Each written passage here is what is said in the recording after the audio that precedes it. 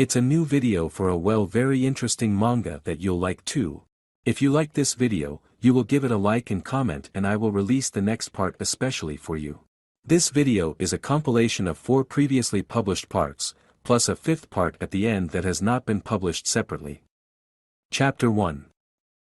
Two buddies were walking out of the Donggang High School building, one stubbier and with glasses, and the other taller, sturdy build, and they were discussing the recent exam, and how they were bored sitting through the rest of the class, quickly finishing their assignments. Suddenly, there was excitement and cheering in the crowd of students who were also walking after class. A convoy of military vehicles was rushing down the road, but inside the open truck sat not soldiers, but teenagers in tuxedos. The guy with the glasses told his friend to pay attention to the logos, a school of heroes. It all started suddenly, no foreshadowing.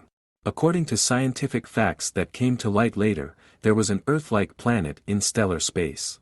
But because of the catastrophe, that world was blown to pieces. The debris flew to us and changed the usual laws of our world beyond recognition. The phenomenon was called fusion. Thus, about 17% of the Earth's territory was under the control of ruthless monsters, which appeared as a result of the merger. The areas they inhabit have come to be called dungeons. To fight the uninvited guests, even outstanding human forces were not enough, but, fortunately, a solution was found. Not only did the invasion of the monsters bring cataclysms, but the innate limitations and capacity restrictions inherent in humans were removed. While this affected all Earthlings, everyone had their own abilities, and those who stood out the most, through training and hardening, were able to fully master and utilize their power. They organized an elite force to regain control of the dungeon zones, and began calling themselves hunters. The entire world shuddered at their accomplishments and power. Even before the end of the first generation, schools were founded to educate future hunters. However, the best of them was considered the educational institution that had been producing successful defenders for 20 years, the Hero High School, known throughout the world. The crowd cheered again, because this time the schoolgirls noticed in one of the trucks a beautiful young man with snow-white skin and pointed back ears. When they asked their friend who he was, the glasses-wearing student was surprised because he was one of the most famous students of the Hero School, Chai Dio. His father was the best hunter, his mother is an elf, and they say that he is a genius. He is predicted to become a glorious warrior after graduation. However, what he heard did not impress the guy. He thought that the fans of this half-elf were just crazy. The bespectacled boy turned to another student, Jang Ryong, who was standing in front of him, and asked him if he would go to the party that Leun Jin had organized. The classmate, citing his part-time job, refused. Another teenager poked Ryong in the back, telling him to hang back. Jang Ryong said goodbye and walked away. He received a receipt on his phone from the hospital for unpaid treatment for May and June. Then another message from an unknown caller saying that an order had arrived. Seeing the young man, the half-elf felt something strange, but thought it was just a hunch. Chang Ryong went down to the ruined subway station, where he was met by a guy named Im Jae-hwan and told to say hello to the customer. Standing next to the young man was a short bald man in a business suit and some big guy, apparently a bodyguard. Suddenly the customer lashed out at Huang, accusing the latter of deceiving him by promising to show him the most capable, but Jae countered that he was the most capable. This infuriated the businesslike man even more, and he ordered the brat to be removed at once and a normal man brought in, or both would be handicapped. The insult hurt Chan, and he turned to the big man, asking if he had been a hunter before, and then laughing that such a big man worked for such a small uncle. The bald man asked again, but the guard told the boss there was no point in talking, he should just break the freak's legs.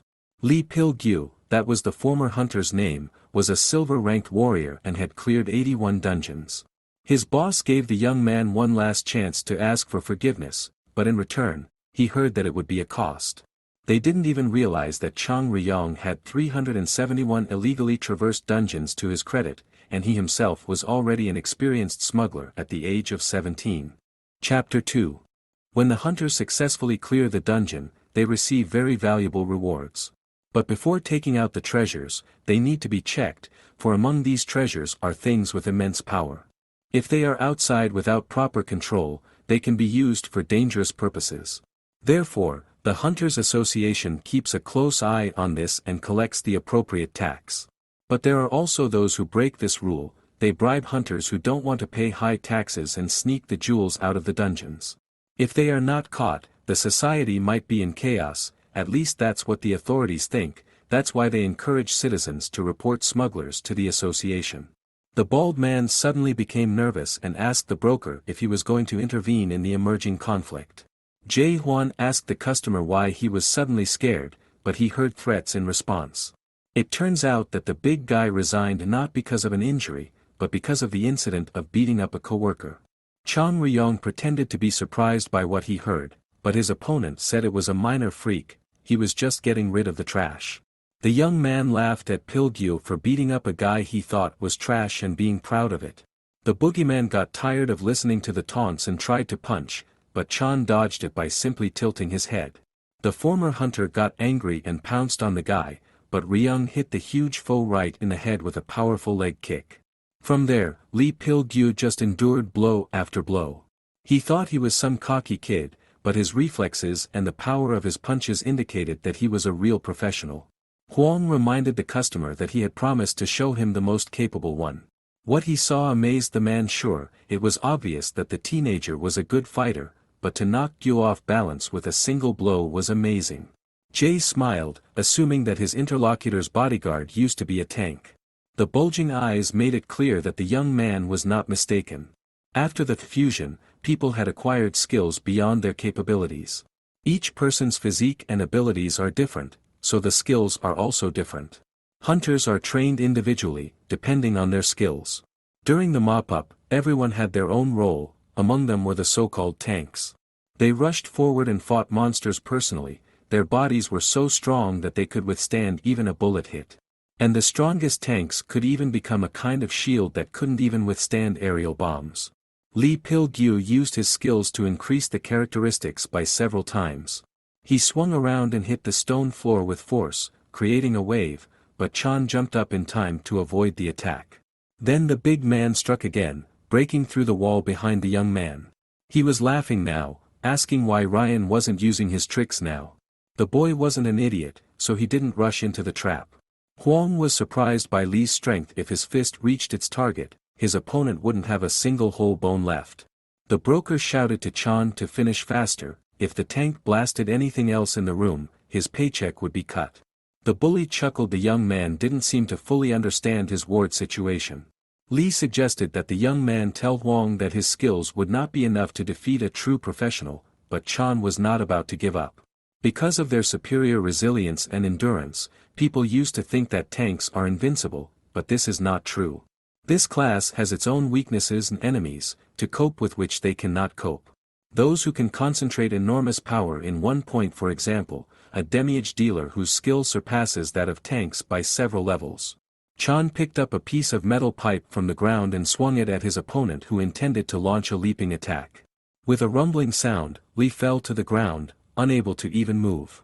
The defeated big man asked where the smuggler had learned this twisting technique, and although Chang Ryong pretended not to understand what technique he was talking about, he knew exactly where Pil-gyu had seen it from. Chapter 3. When Chang Ryong was still very young, his father had the fame of being one of the best hunters. His name was Yusong, from the first generation of elite warriors. To the common people who hadn't experienced the horror personally, the first-generation warriors were legends that would forever go down in history, but those times could be called a real hell for hunters. For one thing, there was a lack of information about what dungeons were and what monsters were there. Monsters, which now seem not very dangerous, were for them compared to an unknown disaster.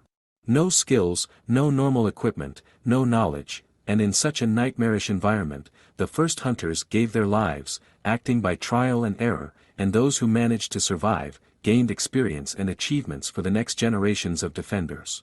And of course, they became heroes. Dragon Slayer, this was the nickname given to Yusong, the only man who could defeat a dragon, and he was the best hunter in Asia. His father was the man the boy respected and envied the most, and he firmly believed he was invincible. But the cause of Yusong's illness turned out to be poisoned during a dungeon sweep. As always, Chan's father tried to overcome the difficulty, but over the years, the man's physical condition has reached its limit. Colleagues, for whose sake Yusong risked his life, took advantage of his illness and appropriated his accomplishments and possessions. After some time of physical and mental suffering, the world began to forget the name of the Dragon Slayer, and the image of a hero could no longer be seen in him. He had lost everything he had and remained only a forgotten patient. The customer couldn't believe that Pil Gyu had lost to some green puppy, but Chan explained that everything became clear when the bully started bragging about how he had beaten his colleague. There are only two reasons for good hunters to retire: either they're physically unable to continue their careers due to injuries, or they died in a raid. And then the young man added that if the big guy was being paid above minimum wage, it was better to fire him. Huang grabbed the bald man by the shoulders and reminded him of the job, but now the pay would be twice as much. To his indignation, the broker objected that they were the first to start bullying. Then the interviewer softened and happily agreed to the terms. When everyone left, Jay told that this time Chan will have to fight with a heavenly wasp, and the guy was very surprised, because it is too strong opponent. A monster that is known as the most dangerous not only in the Korean peninsula but in the whole world. The old Yoedo area where the nest of sky wasps is located is considered the area with the highest level of difficulty. It's difficult for a rancher to deal with even one wasp, and there's a whole army of them, so there's no chance for a smuggler. But Huang told his buddy that, according to the customer's words, there was a major raid yesterday involving white-ranked hunters, which was not covered by the media. The state supported the military and a squad of 7 white hunters was set up. So to speak, all the Korean stars were gathered, although it is worth a couple to come, as it is immediately written about it in the newspapers. Their goal was to destroy wasps, but it didn't work out, but they managed to hunt the queen wasp, and one managed to get the royal jelly, the substance used to feed the new mate. Chang Ren was surprised that a hunter of white rank decided to become a smuggler because of some nutrient. But Huang told of one man who had escaped death and come back to life by eating some royal jelly. Chapter 4. The official stance of the Hunters Association and the government was that all the nooks and crannies leading to the dungeons should be carefully guarded, but in reality, of course, that wasn't the case. Smugglers could always find a loophole. Jae-hwan opened the passage and wished his buddy to take care of himself, but Chan was clearly worried about something. The broker realized that he couldn't get the words about the miracle jelly out of his head. The young man realized that rumors of the life-giving properties of the substance were likely exaggerated, but if there was something that could heal his father, he would never lose the thread of hope. The young man said that one of the smuggler's men had delivered the goods to the rendezvous point, but there his tracks break off and it's unlikely he kept the goods for himself. He was likely injured or in a mess, and Chan's job is to survey the scene and retrieve the goods if they're there. As the conversation about the life-giving properties of jelly continued, Huang advised his men to keep his head down and focus on the job at hand. After the fusion, many different dungeons appeared all over the earth. The biggest ones in Korea were Jeju Island and part of the Yoedo neighborhood in Seoul. The first area is where Jeju Island merged with the Hot Rock. The second area was a huge dungeon centered around Yoido itself and several surrounding areas. Mapo, Yongsan, and Yangdingdanpo and many glorious hunters had parted with their lives trying to clear it, but to no avail. Securing the rope, Chan began to climb down. He realized that the royal jelly was a very valuable item that more than just humans would hunt for. The delicious aroma that permeated the entire forest would surely attract a bunch of monsters. To confirm the speculation, Ryung saw a huge paw print on the ground. Jean Sae Ram, a freshman at the High School of Heroes, was in the worst situation of her life because she thought that her second semester exams would be no big deal and the assignment was quite simple: collect as many coins as possible hidden in every corner of the dungeon, which, by the way, was not of the highest level. The monsters in it were weak, so it seemed to her that everything would end quickly, but suddenly it appeared. The monster nicknamed Titanium Ape was at least 10 meters in height, and 4 arms and ugly face that looked like a skull covered with skin, instilled genuine horror. Although the chances of success were slim, the girl decided to fight, but the arrows she used to wound the monster did not hurt it.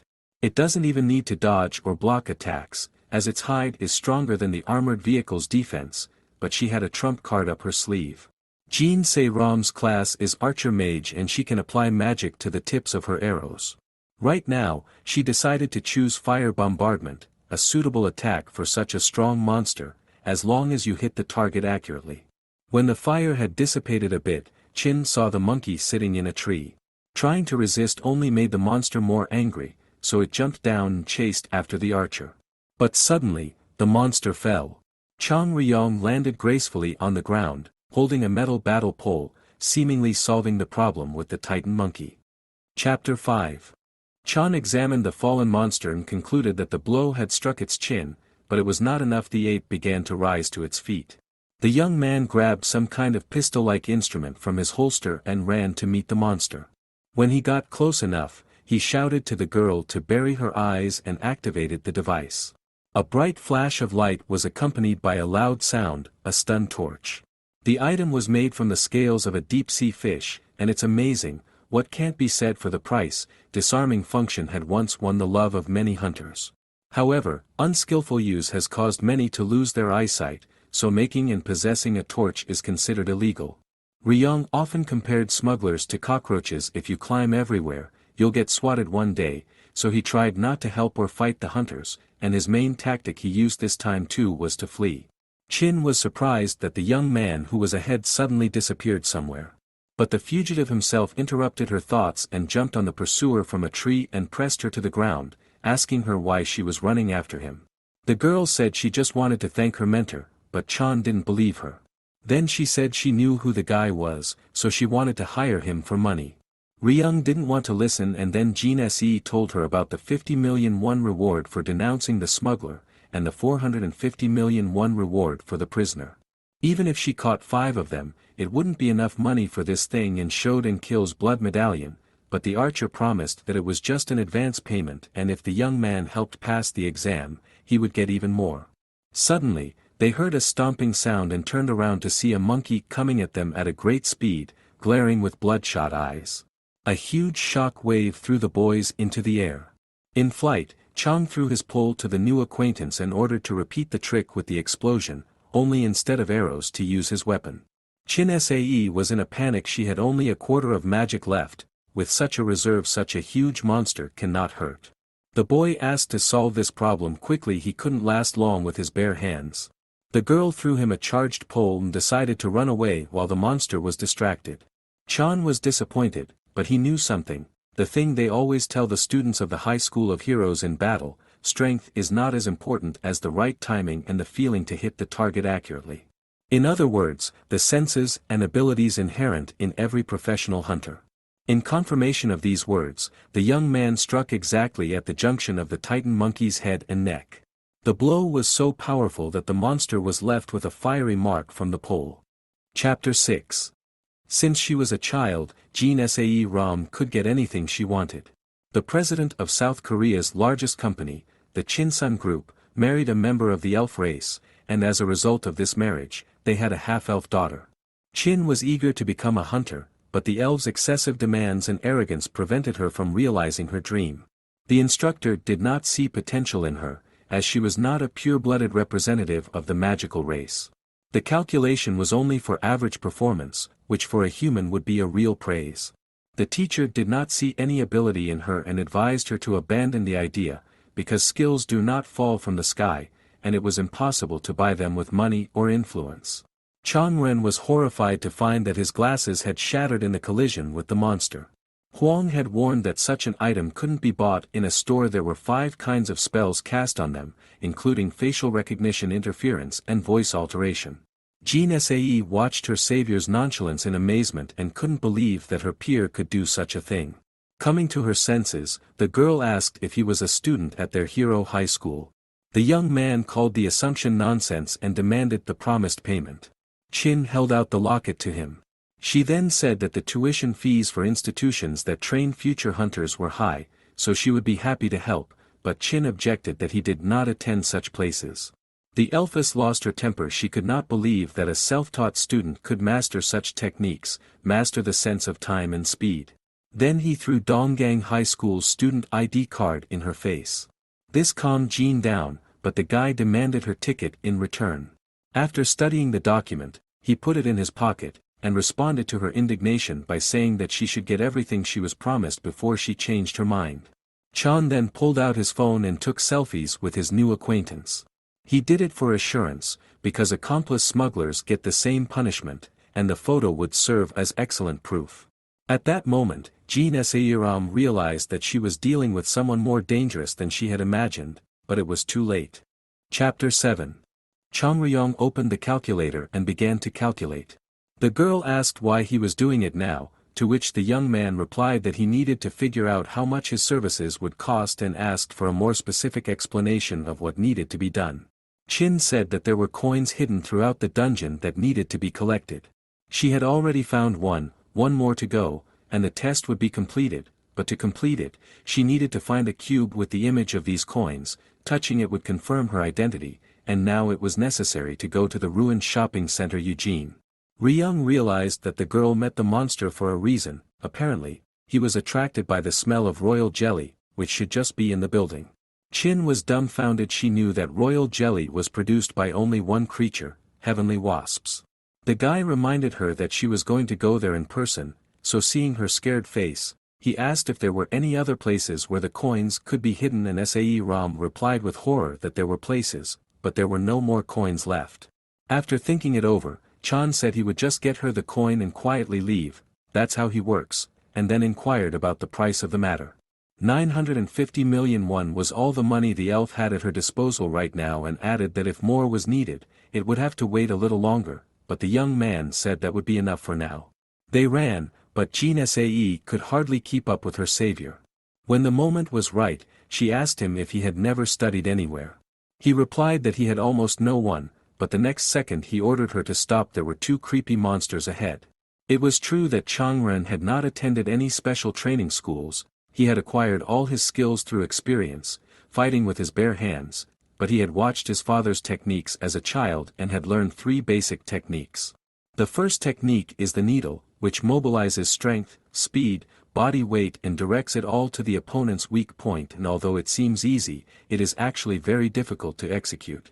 Chang pierced the necks of the monsters one by one as if the pole had really turned into a huge needle, and this is how few hunters even of higher ranks can do it, even those who have mastered the technique on their own, but Chang Ryong had mastered it perfectly. Jean Sae was surprised, because normally these monsters would gather in packs of 5, but there were only 2. So they too had suffered losses because of the royal jelly. The ruined center was already a few dozen meters away, so the young man suggested a break. Soon different creatures would gather here. His companion asked again if he had had individual lessons as a child, but he explained that he had simply peeked at the training a few times. He caught the girl's angry look. It pissed her off that he had learned so many things just by watching. Qin then tossed her partner a vial of stamina, but instead of drinking the contents, the guy hid the item in his pocket. The elf asked why he didn't use it, and Chang replied that he'd rather sell it later, because the black market would give more than 1,000,000 won for such a thing. The guy seemed very strange to her, and the feeling was mutual. Chang announced that since she had drunk the potion, there was nothing to sit around doing nothing. Approaching the building, the young man clarified the situation. They had not come to hunt, but to take what they wanted without a fuss. Although she had learned a lot from the school, but he is a master of survival, so one must trust and carry out whatever will be said. But Jean Se-ram couldn't understand where she got this feeling from. She had spent half a year at the heroes' school, during which she had failed to gain acceptance and get acclimated there, and now she was going into the danger zone with someone for the first time. Once inside, the guys found a terrible picture. The whole room was covered in blood, and there were body parts of different monsters lying on the floor. Even Chan, with his experience in cleaning up dungeons, had never seen anything like this before. Chapter 8. These were all the monsters that were in this dungeon, and they were dangerous enough even for professional hunters, and if even they were torn apart, what was inside? Chan turned to the girl. He realized that his companion knew that something dangerous was lurking in the mall, but was surprised because what she saw exceeded her expectations. From the next room came out of the ugly monster named Chopping Rib. On the stomach was a huge mouth with sharp fangs, and instead of a head on the neck was one eye. Suddenly, the monster threw out its long tongue and grasped the pole. The monster then tried to pull its tongue back with a sharp movement, thus pulling Chan back. When the young man was upside down in the air, he let go of his weapon and hung from the ceiling, catching onto the supports. Next, he jumped, striking a rib right in the eye. The monster fell down, letting out a horrible scream. Chin Se was frightened. She thought the monster was dead, but it had turned out to be so resilient. Chang explained that it wasn't a matter of survivability, someone had left it there on purpose to be a warning to those entering. The girl asked who would do such a thing. Suddenly, a voice came from the second floor saying that it was him, and raising their heads, the partners noticed some young man. He went on to say that he was tired of waiting for them, so he left a rib to see when someone would come. Chan turned to the elven woman, asking if she knew the young man, but she replied in the negative. The next moment the young man was already standing in front of the boys.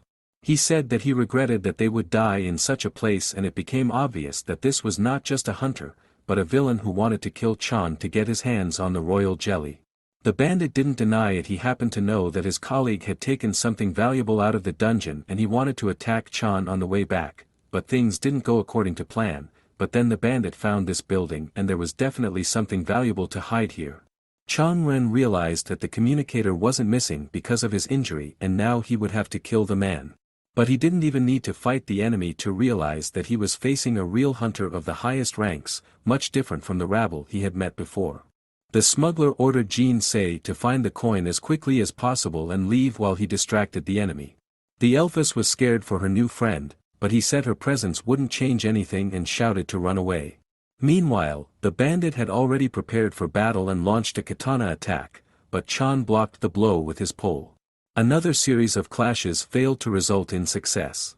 At the right moment, Chan knocked the sword out of his opponent's hands and pinned him to the floor. The fighter was surprised. He admitted that he had underestimated the guy because of his age. It would take some sweat to destroy the girl as well, but it shouldn't take long.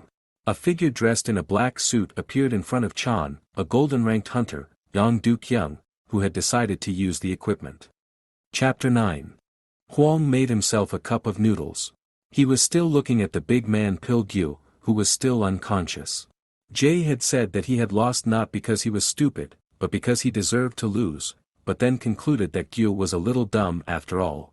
Hunters aren't trained to fight each other. The bulky man might have been able to handle the monster, but there was no surprise in losing to the smuggler. The customer wondered if hunters outright never fight among themselves. Huang explained that it certainly happens, and the higher their rank, the further it goes. After all, anything could happen in a dungeon, so a simple display of greed could be written off as a sudden attack by a strong monster. Considering that no alibi was needed, many higher-ranked hunters practiced in anticipation of a battle with a comrade. But this tank's level wasn't strong enough, and if he was caught beating up a colleague, it happened outside the dungeon, probably a simple skirmish over equipment.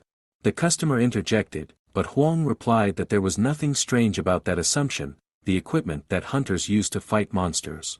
If this guy had it, he could still wrestle. The man asked if this very equipment was so important. Jay replied that it certainly was. Changren was also aware of the fact that the equipment greatly increased the hunter's chances, but he couldn't understand why his opponent was able to stay on his feet when he had hit the target. Apparently, his defense was too strong. With one hand, Yang Du grabbed the pole, and with a kick, he sent Chan flying several meters away. The opponent laughed and said to show everything the kid could do. But it was impossible, because Yang's shadow jacket, at the expense of the user's blood, provided support for physical strength, and also formed a cover to protect him from blows. These were the basics of the berserker style that Du used. It couldn't be that he didn't have any weaknesses. However, if Chan was inept at responding to his opponent's attacks, he would perish. Gathering his strength, the young man ran at his enemy, but a sword strike to his stomach made him stop. Then he took off his jacket and complained that it was his favorite. The wound was not deep, so with a smile on his face, the guy stood up and turned to Yang Du, said that the hunter only relies on the equipment, so he was a little confused, but it is forgivable. After all, he is a schoolboy who came without anything. If he had such armor, the situation would have been different. Chang Ren knew that his enemy was in a hurry, because in addition to killing the young man himself, he also had to catch up with an important witness like Jin Sae Ram. He's stalling for time, and Yang Du-kyung is in an increasing hurry. The second technique he learned from watching his father was rippling. Chan was aware of his opponent's strength and knew that his strength would not be enough to pull off such a powerful strike alone, but now that his life was in danger, one had to act decisively. The guy swung the pole and a powerful blast of energy rushed out. Yang Du-kyung's defense was broken through, however, he continued to advance even though he was damaged and the smuggler didn't think he would meet a professional hunter who would act so recklessly. The guy advised his opponent to surrender as there was no point in continuing the fight. However, Yang Du wasn't going to comply. He stuck a dagger into his stomach and said that no matter how this ended, he would definitely destroy Chang Ryong. Chapter 10. Meanwhile, Jin Se-ram was already on the 5th floor of the mall. The identification cube had confirmed her identity and the test had been passed. However, the disturbing thoughts and words that Changren had said to her did not leave her head. The girl believed that he wouldn't have gotten into a fight without having an escape plan, but she couldn't just leave like that. From an early age, Yang Du-kyung was a genius. Everything came easy to him, and he knew it. Even adults recognized his abilities, and his peers bowed down to him. However, there was one thing that he could not achieve was to enter the high school of heroes, because there are rumors that you can get there only through connections. They pay attention only to money, ignoring the really talented students. When he did get into the school and completed his studies, he passed the final exams with the best result. At the award ceremony, the teacher said that the guy would definitely become a first-class hunter. Ian had no doubt about it, he would soon be looking down on this old man. However, on his first task, he realized that the teacher's words were not praise, but consolation, and he was just like the others, maybe a little better. Yang Du-kyung tells Chan that his jacket is made from the skin of a bloodsucker monster. The hunter is allowed to absorb the blood flowing to his heart, a rather low fee for the ability. The enemy soared through the air and pounced on the young man. With difficulty, but Chan fought back. The bandit praised Ren for his excellent reaction speed and asked why he had decided to become a smuggler. The boy countered that it didn't matter. Either way, Chan thanked his opponent for the opportunity to stomp someone like him. Chan thought about how to defeat such a strong opponent, since he wouldn't be able to throw punches forever. Then an idea came to his mind: make the hunter waste blood. If he really uses it, he'll reach his limit sooner or later, and then the guy will use that needle. Yang Du had already gotten the hang of it and was about to strike again, but suddenly the monster's head exploded. When the fire subsided, the young man saw that the enemy's defense had suffered even more damage, with Jin Se standing behind him. He was impressed that she had returned. Rising from the ground, Yang tried to crush his opponent in a leap, but he landed on the ground with a thud from the twisting blow of the pole. Chapter 11. Chin Se looked at the defeated hunter with interest and asked her friend if he was going to die, but Chang reassured her that men like him usually lived a long time. In any case, he would no longer be a nuisance, or he would say goodbye to his career. Then he informed his companion that she had returned the favor. At the girl's question, he recalled how he had saved her life twice, and though she had helped him once, he could consider the matter closed. He smiled as the Elphus boiled over with irritation. Smelling a sweet odor, the two went down to the basement of the building and found a dead communications officer with a briefcase ajar.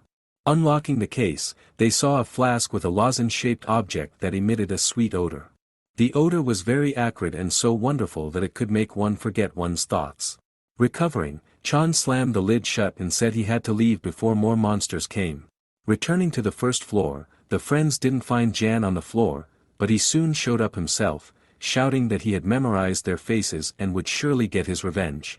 Going out through the main exit, the hunter saw right in front of him a giant titan monkey, which already aimed at the victim. Chan suggested that his companion use the alternate exit.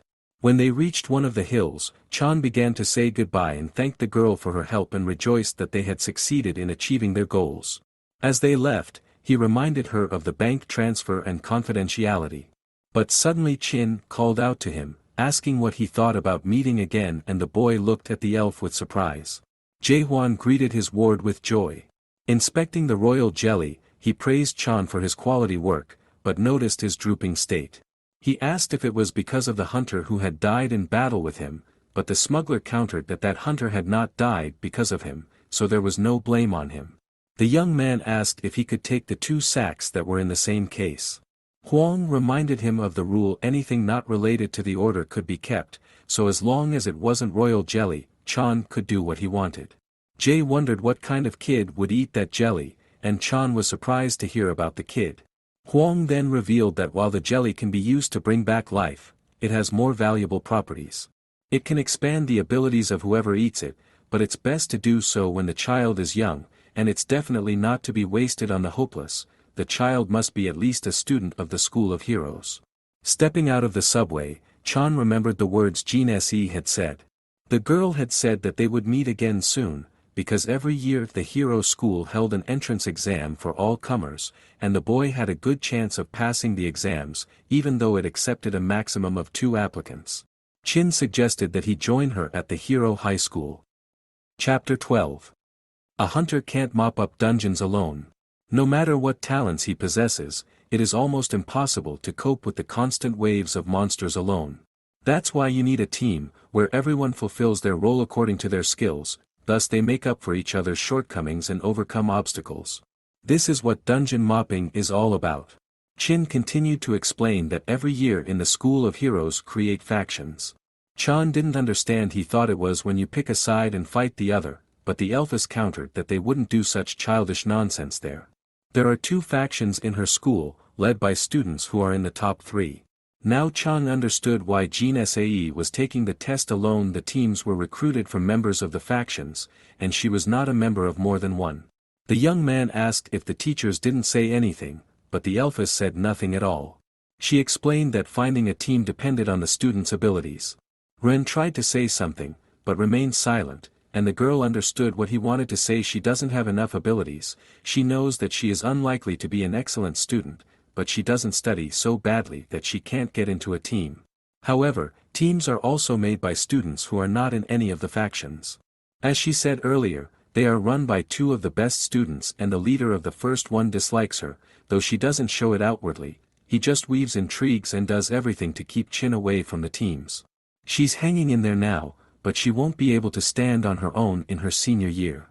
That's why she wants to hire Chan. If he's only there for her, then maybe Sae Ram can handle the whole ordeal. They approached the dungeon barrier. The guy went his own way, saying goodbye to his companion. Though she was sure he wouldn't call, there was some strange feeling inside. When Chang had gone far enough away, the elf girl was called out by some man with a scar on his face and a prosthetic instead of his right arm. It was teacher Kong Jong-guk, a close combat instructor. She was surprised to see the teacher, as the exam time had not yet come. The man explained that there was a problem. Some monsters were in areas they shouldn't have been in. The place where Jean Sae picked up the last coin was one of those areas. That was the reason why the instructor was here, asking if everything had gone well. The elfess lied that everything had gone fine, and she hadn't seen anything out of the ordinary. Khan accepted the answer understandingly. And then with the same nonchalance he ordered his apprentice to stand behind him. Behind her back stood another Titan monkey, only a little bigger. The man was surprised, for normally, these creatures wouldn't come in here. Jean Se realized that she was attracted by the smell of royal jelly, but she didn't dare to report it to the teacher. All the teachers of the hero school were hunters in the past, and most of them had graduated from this school, but due to their injuries, they could no longer sweep the dungeons and retired. At least that was what the others thought.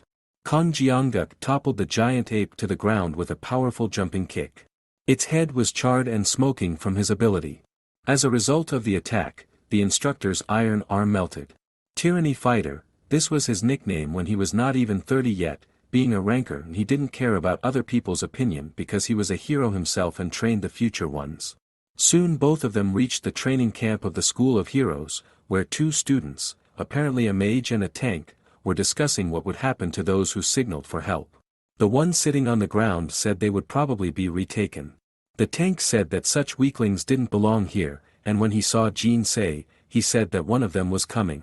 Jong-guk told everyone to wait, and when the others returned, to double-check that everyone was in place and change into their school uniforms. The beautiful white-haired elven girl surrounded by other students, seeing Jean Se unharmed, pretended to be pleased.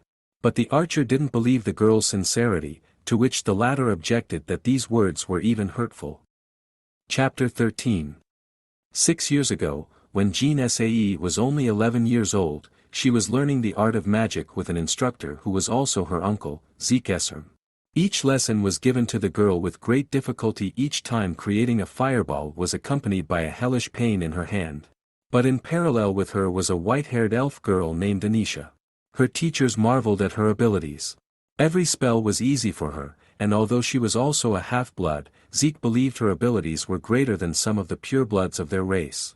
It was understood that the cousins would be compared, but Zeke warned them to be careful. If they backed down, Anisha might crush their opponent. At the training camp, the white-haired elf pretended to be surprised that no one wanted her cousin to join the team, because she was capable enough to do so. Chin offered her to join her team, but Anisha refused, citing the need for two fighters of the same class in the same position. The white-haired girl calmed her opponent by saying that she would be retaking the exam soon, but Sae Ram asked with a smile why she needed to retake the exam, since she had already passed it. Anisha pretended to be happy for her cousin and praised her for her efforts. However, as she left, she advised her not to overdo it, she would inherit her father's company anyway. This made Jean Sae very angry. Changren ran into the room at the university hospital. The doctor asked if he was a relative, to which the young man shouted and asked what had happened. The doctor started from afar. This patient has a very rare case, one could even say, the only one in the world, and so far no one has survived dragon poisoning. The disease is still incurable, but painkillers can be used to suppress the symptoms. The only problem is the composition of these painkillers, that the milk that the very dangerous monsters feed their cubs is the only antidote. Chan said that if it's about money, it's not a problem, but the doctor countered that it's not about money. In the past the milk of the celestial tiger could be obtained in large quantities, as it was not used anywhere, but now the situation had changed, because there was a potion on the market that increased the strength of the one who took it, and the main ingredient of the preparation was the much desired milk. Chan wondered if it was impossible to get a single dose for a dying patient. The doctor explained that from one dose needed for the young man's father, 10 ampoules of the potion could be made, so the businessmen would never part with even a drop of the substance. The doctor promised to try to do something, but without connections there was nothing to count on. Going outside, the guy was distraught, and although he didn't really want to, his hands dialed Jean Se Ram's number by themselves. The girl was at the gym working out, but when she saw the caller, she abandoned the exercise and grabbed the phone. Ren said that he agreed to the offer to join the hero's school. The elven girl realized he had some sort of condition. Chan told her about the situation, to which Sae replied that there was no problem. Her father's company also made the potion, and the dose her friend was asking for wasn't that big. The young man exhaled as if he had dropped a huge stone from his shoulders. The elfess then asked if he had time on Sunday to study for his exams, and Chan agreed that it wouldn't hurt to prepare. The friends met outside the Chinsen Group Defense Research Institute. Chan asked what they would be doing here, to which the girl replied that they would be measuring abilities here. After the fusion, many people's abilities increased, something that before the incident, the average person's characteristics corresponded to rank D, not counting magic. By the time they got to C, they were considered a genius. An A-B skill was considered superhuman. A hunter could only become a hunter if 5 of his characteristics were C-ranked. And the hero school accepts heroes with 3 Bs. Changren thought it was a simple physical exam, but the elfess countered that it was a child's procedure, and as a teenager it was a bit more complicated. The boy asked how much more complicated, but he saw for himself, finding himself in the arena, dressed in a special suit. In front of him stood a large robot. Since he was here, he would fight properly. In fact, he had long been curious about what it could do. Chapter 14. Chang took up a fighting stance, preparing for battle. Chin Se and the former hunter who was now working at the research center, Chung Yeomin, were watching him on the cameras. The latter noted the young man's determination, as many people are lost when they first see a golem. The elfess laughed awkwardly. Yeo Ming announced that it was time to begin and activated the robot. A normal performance measurement is usually taken at 6 or 7 years old, but for detailed measurements, special devices are worn that stimulate the body, pushing it to the limit in various areas. The more unique the abilities and training level of the test subject, the more difficult it is to get the results, because it is hard to stimulate them to the limit. Yeo Min called out to her buddy, asking her to answer one question. She recalled a story about a guy failing to get into a specialized school, so she asked how could he fail with such abilities. Chang stood in the middle of the room, and his mechanical opponent lay at the other end, fuming. Chang concluded that, even given the reduced difficulty level, the young man's professional training was immediately apparent. First, he dodged a few times. And then waited for the right moment to strike. And it was striking that he was better than any professional in terms of senses. Chin-se asked about the measurements, but she didn't get a clear answer. The test subject's limit hadn't been raised yet. Increasing the difficulty would not bring results, so the Elfess suggested removing the safe mode and running the robot at full power. Chan warned her friend that it was against the law to remove the safe mode for a person who was not a professional hunter. They both wondered how to test the abilities, but a voice from behind them interrupted them. Chin's uncle, Zekeserm, entered the room. He accused the employee of using the lab for his own purposes, for which she would be punished. The elf stood up for her, explaining that she had asked Yeomin herself, but to no avail. The director of the development department, which was Zeke, objected that as long as the company belonged to her father, the girl had no right to give orders. The rumors about the new boss turned out to be true. Although he was an uncle to Jin-sei, he had treated the girl very coldly since childhood. After all, she had done nothing wrong. Now today was a day off, and besides, the other hunters were also using the room for their own purposes. Their conversation was interrupted by Chan asking about the problems that had arisen. The elf asked her niece who the young man was. Yeomin navigated faster than the girl, explaining that he was a friend of Jin-se's. He wants to enter the School of Heroes, but he failed the exams last year, so his measurement results were lost. Since a new test is very expensive, they decided to help the guy. Seeing the golem lying on the ground, Zekeserm said that he would personally take the measurements, because the results cannot be obtained while the robot is in safe mode. He would now go down and fight the young man himself. This happens very rarely, but when it becomes very difficult to measure abilities, a competition between hunters can be organized. Naturally, in such a case, the opponent must have skills several times higher than the one measuring the performance. Chang Ren didn't know who his opponent was, but he sensed the danger. He was much stronger than that jerk in the mall. The young man knew his strength, but felt that he was unlikely to be able to overpower such a strong opponent. Zekeserm was the director of the development department of Chinsun Group, and he was also a white ranked hunter who was ranked 7th in South Korea's rankings, and a warrior's color depended on his position in the ranking table, and white was assigned from 1st to 10th place. Taking off his jacket, the elf rolled up his sleeves, stood in a fighting stance, and then ordered to attack and not to worry about his safety. Chapter 15. Chang Ren's technique was simple. He threw a strike that he only had to dodge. The hiccup time was used for a striking attack, and perhaps it would have worked in a fight with opponents of a slightly higher level, but the elf simply caught the pole. Then with a kick of his foot he sent the young man flying. Zeke wondered, did the guy really think such a move would work, or did he just like to receive? Either way, Chan looked pathetic to him. He got to his feet rather quickly, and the elf picked up the pole and threw it to his master, pointing out such a stupid mistake as a lost weapon. Ren felt some resentment from the hunter, but didn't understand what it was about. He rushed forward again. Zeke thought about repeating the previous attack and decided that 2 times would be enough for the lesson to be learned. But he was impressed by the speed of the young man's movements as he got closer and began to spin the pole. Jin-sei and Yeo Ming, who were watching the fight, were also amazed at how the schoolboy was practically fighting the white hunter on equal footing. It's a wonder he couldn't get in somewhere. And although Zeke's controlling strength, Min noticed one major flaw in Chan. Meanwhile, the elf had already seized the initiative and once again landed several blows on his opponent's body, causing him to fall to the ground. Zeke did not even comment on the young man's defeat. It was predetermined from the beginning.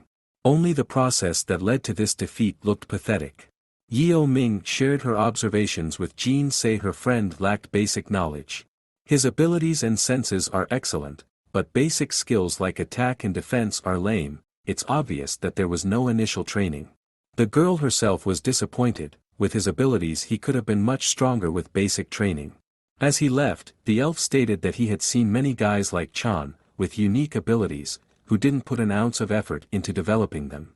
Unexpectedly, the lad rose to his feet, accusing the master of excessive barbs against him. The elf was impressed by the young man's persistence, for he thought he had struck the decisive blow with which he was going to end the fight. Chan suggested that the elf fight again, so that he could show what he was capable of. Chapter 16. The girls in the observation room didn't understand why Chang Ren suddenly decided to continue fighting. The urge to go all the way to the end was good, but they had already gotten all the information they needed, there was no need to fight anymore. Chin-se also tried to dissuade him from continuing the battle, but to no avail. The elf also tried to explain to the young man that it was over, the results wouldn't change no matter how much they fought. Zeke then suggested that Chan wanted to gain his recognition, to hear his opponent praise his willpower.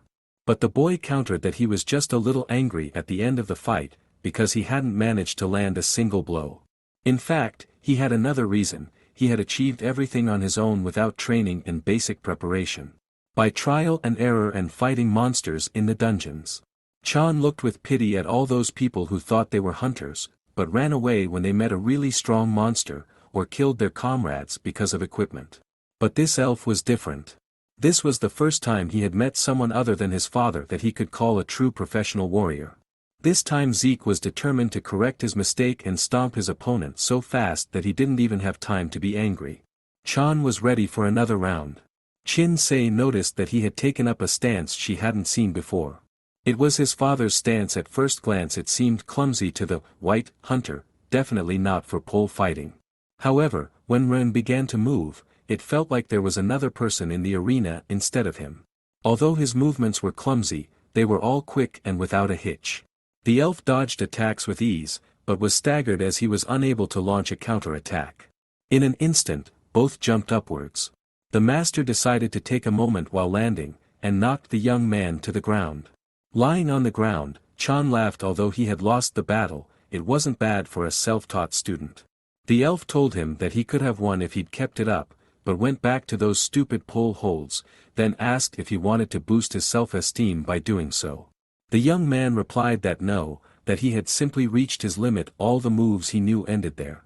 Zeke Esserm had a bad reputation among hunters because of his nasty temper, but no one dared say anything against it because of his superior skills.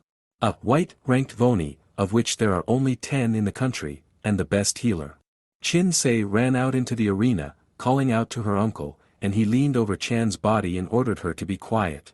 Then stood up and said that he had healed the young man, so there would be no trace of the fight. From the boy's face, indeed, the bruises and abrasions disappeared. As he left, the elf asked him his name again. The niece said Yu Chong-ren. Zeke smiled. He didn't expect to meet the son of the once great Yusong. Chapter 17. Zeke Esserm stepped out into the parking lot. A pumped-up young man with glasses called out to him from his convertible, jokingly accusing the elf of not giving notice of his delay. Now they were sure to be late for the briefing, and everyone already thought it was the man's fault every time. The development director said that one important matter had taken longer than expected. A young man in the car asked if it was about a fight with some kid. But at the same second he froze in surprise, noticing the small scratch on the elf's snow-white face. It was very strange, but Zeke explained that the kid was going to enroll in the School of Heroes. The man concluded that if he was just about to enroll, then the guy didn't even have a passport yet. Something told him that the kid had a good chance, even though in the 3 years of driver's training at the hero school, no one had ever passed the entrance exams. The elf had said that, although Chan's level was lower than his own, he could match the performance of Kong Gong-ho, the name of the man driving the convertible and the leader of Korea's first NX sweep squad. He chuckled that there was definitely no such thing. Zeke then turned his attention to the new car and asked if Gong-ho had bought himself a new car again, but the man countered that he was no longer splurging like he used to, and this was a car he had wanted for a long time. And then the elf inquired about the cost, but Kong said it was inexpensive, only 3 billion won. Chong-ren woke up in some room on a gurney. Examining his hands, he was surprised that the scratches were gone, and the pain seemed to follow. Chin-se came into the room with 2 mugs of tea and was glad to see his friend awake, but then asked what he was thinking. Did he really hope to beat her uncle? Chan interjected about the uncle. The elfess explained that he was indeed her mother's brother.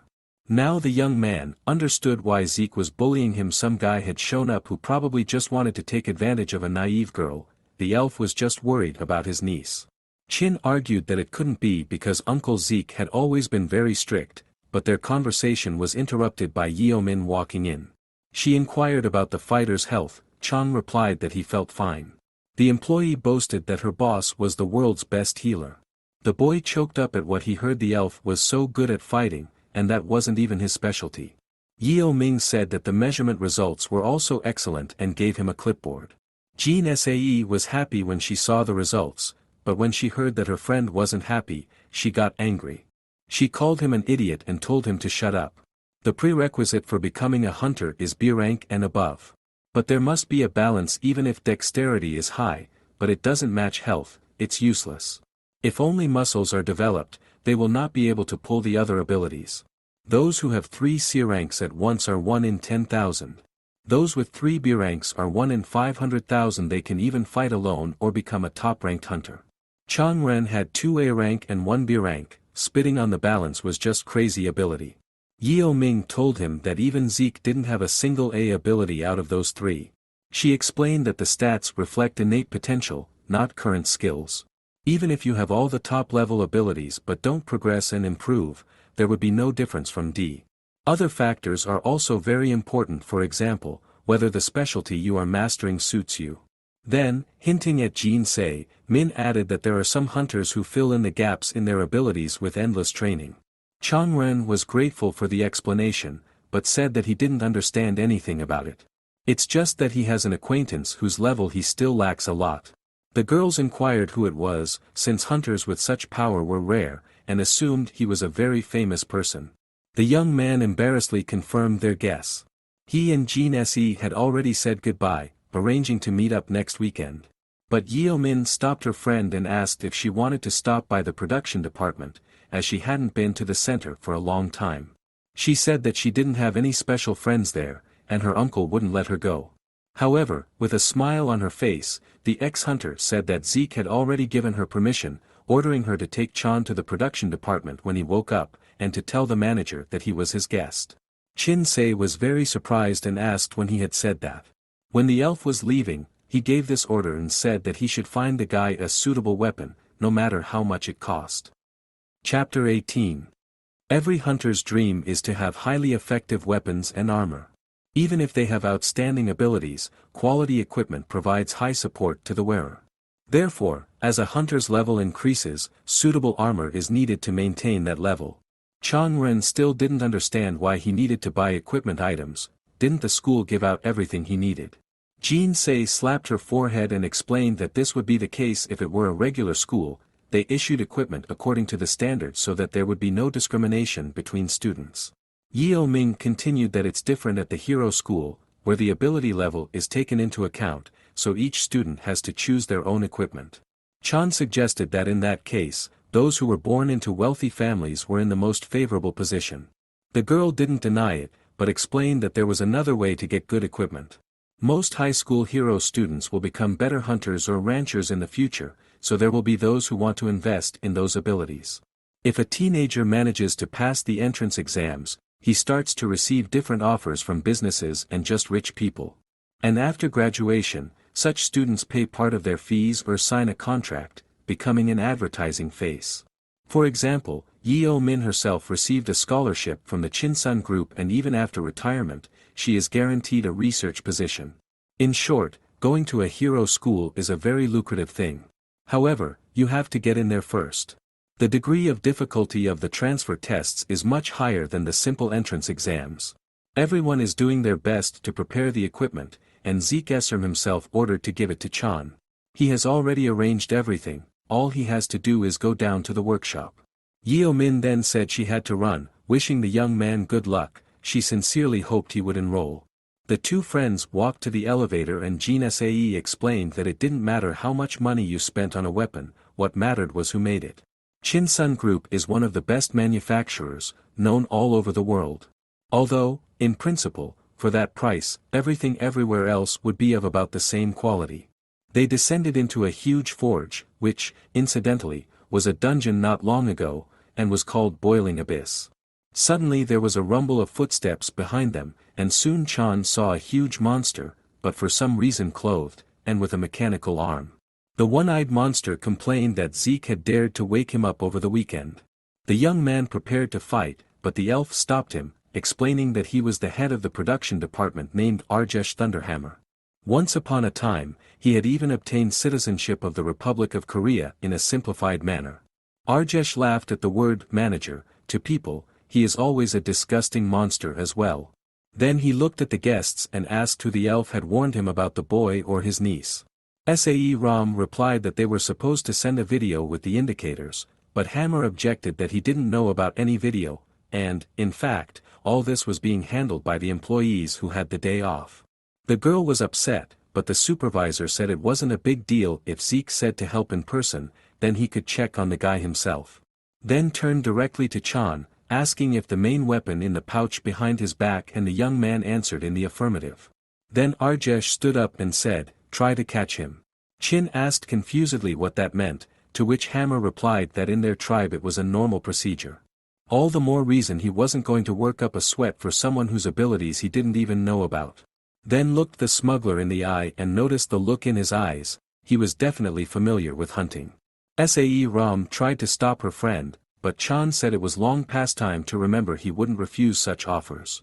He unsheathed his weapon and ran forward, but Thunderhammer didn't even move, so the boy easily put the pole to his throat.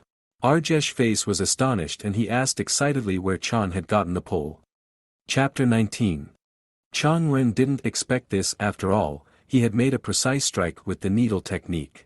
Of course, there were many monsters that he couldn't take down with a single blow, but just now, he had literally felt a wall in front of him. He couldn't say anything about endurance, but it felt as if Arjesh wasn't a living being. What kind of monster was it? Jean Sae was also worried about this fool who actually went into the fight, but she was confused for a different reason. The danger level of monsters was determined by stars. 1 star meant that the creature could kill a human, but could be handled by a normal adult male with a weapon in hand. A 2-star could be defeated by trained soldiers armed with firearms. A 3-star monster will require an armored platoon. And when a 4-star monster appears, the city is evacuated, after which fighters and artillery come into action. This is the maximum for which the forces of a modern army. In the case of 5 stars and above, modern military forces are practically useless, and even if you can win, the losses will be unthinkable. Therefore, to fight monsters with a danger level above 5 stars, elite units of hunters are brought in. Arjesh had a danger level of 7 stars, and he was already getting angry, ordering them to answer the question, because he had made this poll himself. The boys' mouths dropped open in surprise. Chin Se assumed that if this weapon was made by Thunderbolt himself, then its rank must be at least A+. Owners are strictly monitored, so the data should be in the association's database. A smuggler would definitely not be able to obtain it honestly. Chang Ren objected with a smile that it was none of his business, despite Jin Se's pleas to tell the truth. The monster got angry and tried to punch the young man. At this moment, he felt only one thing: death. There is no way to dodge this attack, there is no way to use the needle, as the enemy has no weaknesses, and there is not enough time for the quicksilver. The third option is the last technique he learned from his father. In any collision, the one who is bigger and stronger wins, but what if it is not head-on? You have to calculate the angle and position. Even if you can't win, you can at least dodge. Taking advantage of the hiccup, he wanted to pierce the monster's eye, but it grabbed him with its mechanical arm and lifted him up. That's when Chin Se Ram stepped in, reminding Arjesh that those who had been granted citizenship through a simplified procedure were not allowed to harm people if there was nothing life-threatening. Breaking this rule would cause him to lose all his rights, reverting back to being a monster. Although the young man looked suspicious, you can't kill him without figuring it out. Hammer calmed the girl down, saying that he didn't intend to maim the young man, that he realized where the staff came from, and then gently lowered the young man to the ground. Arjesh turned to the boy, apologizing to him and informing him that Chan had a special right to wield that pole, and furthermore, he would give him a reward. The elfess interjected what he was talking about. Arjesh asked her if she knew how the monster was suddenly working for humans. Chin Se spoke of it being raided by elite hunters at some point. Arjesh laughed at the silly story people tell each other. Thunderhammer then told his version of events, and as it turned out he was the only person who could defeat him. The hunter had not only chopped off its arm, he could have cut off the monster's life as well, but he didn't. Arjesh looked at Changrin and said that he was talking about his father. Chapter 20. Among the entire tribe of giants, only Arjesh has reached the highest level. His lifespan is almost infinite, and such individuals are extremely rare. There are no more than 10 senior titans known to exist on Earth.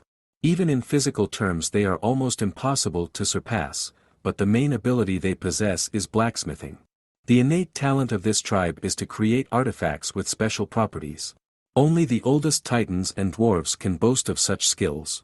But unlike the latter, the titans do not consider humans worthy of communication.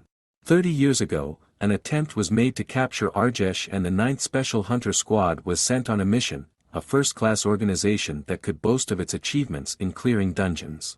However, they had no idea what hell awaited them in the dungeon. The 9th team had lost most of their members, although they hadn't even reached the giant itself yet. The hunters were confronted by huge mechanical defenders with a danger level of at least 4 stars. But when Arjesh himself appeared, the captain of the squad realized that now there was definitely no chance for them to survive. In the next moment, the charred remains of the commander were on the ground, and the last member of the team was standing in front of the giant, barely able to stand. The monster praised him for his loyalty and moral duty, but laughed at the quality of his equipment. He did not understand why these creatures, humans, considered themselves masters of the world. Suddenly, a tall and trim man with a halberd came out from behind the defender who had already prepared to die. Seeing his bare torso, the hunter asked who he was, and the guest replied that he was sent by the association when the signal for help was intercepted, and accused the team of invading the dungeon without a plan or information. The man was Yu Song, who was only 32 years old at the time. He was not widely known at the time, as he spent more time saving others rather than creating a media image. The mechanical guardian tried to hit the man, but only parted his hand, and then with a powerful jump kick, the robot was incapacitated. With a look of surprise on his face, Arjesh looked at the gifted hunter. From that moment on, it all started, and after the fight with the Elder Titan, Yu Song was the talk of the world. Chapter 21. Yu Song turned to the frightened member of Team 9, asking if he had any mana left. The bewildered young man replied that he had a little bit, but it was enough for a simple buff. The hunter countered that he wasn't interested in buffs, he needed to know if the mage could lift objects into the air. 2 of them were still alive. So you ordered them to get outside immediately, dragging their friends out. The conversation was interrupted by the giant's laughter. He was amused that the hunter was making it sound like people had a choice. Sun countered that of course they did, that without his permission Arjesh would not touch a hair on their heads. At that point, 10 years had passed since the merger. The released power and increased physical stats had allowed them to reach the level of superhumans, as well as mastering the technique of making equipment from materials mined from the dungeons. This helped them develop their skills quickly. However, weapons were not used very skillfully. The solution was human technology, a completely new combat system that went beyond the usual limits. Back then, only a few hunters thought it was necessary, researched it, and practiced it. One of those was Yu Song. Arjesh tried to strike with his giant flaming sword, but the man managed to fight back. Taking advantage of the delay, Song struck the monster's chest with his halberd, causing it to crouch on the ground. He praised his opponent for his outstanding technique, it was the best he had ever seen. The giant said that the fight might even have ended differently if Yu's weapon had been as good as his skill. However, the man was an unknown hunter at the time, so he couldn't afford to acquire the highest-ranked equipment. From the previous attack, the axe handle had cracked. But to the one-eyed monster's surprise, Yu Song managed to repel the next blow. This was the technique that his son would look up to in the future, ripples. The man takes on the power and strength of the opponent's attack to use it to lunge back. Sun's physical strength and experience was on a completely different level compared to other hunters. Only a true hero could fight like this. After Chang Ren's father used this technique on Arjesh and cut off his arm, the monster inside him died and the life belonged to the victor. Although Song could have taken it back, he didn't do so. The raid that failed the 9th Special Unit was considered a victory. The whole world shook as they learned how a group of hunters had defeated a monster with 7 danger stars. Arjesh sought asylum and soon received citizenship and a registration card. Although there were no fatalities during the sweep, only seriously injured, he still had to serve his sentence by working at the forge. He personally made Yu Song's pull despite the fact that he hadn't even asked for it. Jean Sae Ram was shocked. She had never thought that the news of the special team capturing the most dangerous monster would turn out to be a lie. Thunderhammer explained that this pull was just a hilt. He wanted to forge a powerful halberd, but Yusong never brought the materials for the blade. Soon communication with him had broken off, and he couldn't visit his new friend himself, so he had only sent a portion. Now Chan understood why his father had been reluctant to give the weapon to the creditors. The Elphus looked at the young man in surprise upon hearing these words. Arjesh asked the lad to give him the pole to finish the job. Now he would make the weapon not for Yusung, but for his son. Chapter 22. Looking at his former creation, Arjesh concluded that he did not know how long the work would take, but he would try to complete it as quickly as possible. However, he shouldn't rush the blacksmith. The masterpiece should reach perfection on its own. On the way out of the elevator, Jean Sae awkwardly asked her friend how he was feeling. Chan said it was bearable, despite the grip of a huge metal hand. The Elphus then inquired if the young man was free on Wednesday.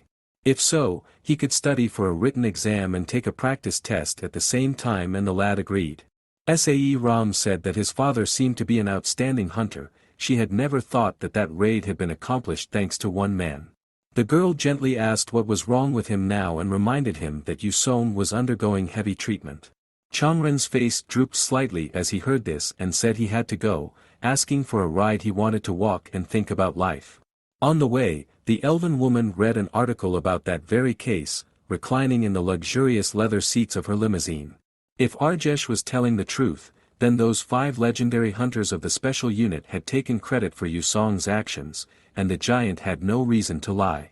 Considering that what happened in the dungeons remained the same, there could have been dozens of similar cases. Because most of the achievements were written into history under pressure and threats, Yusong had become known as a false dragon slayer.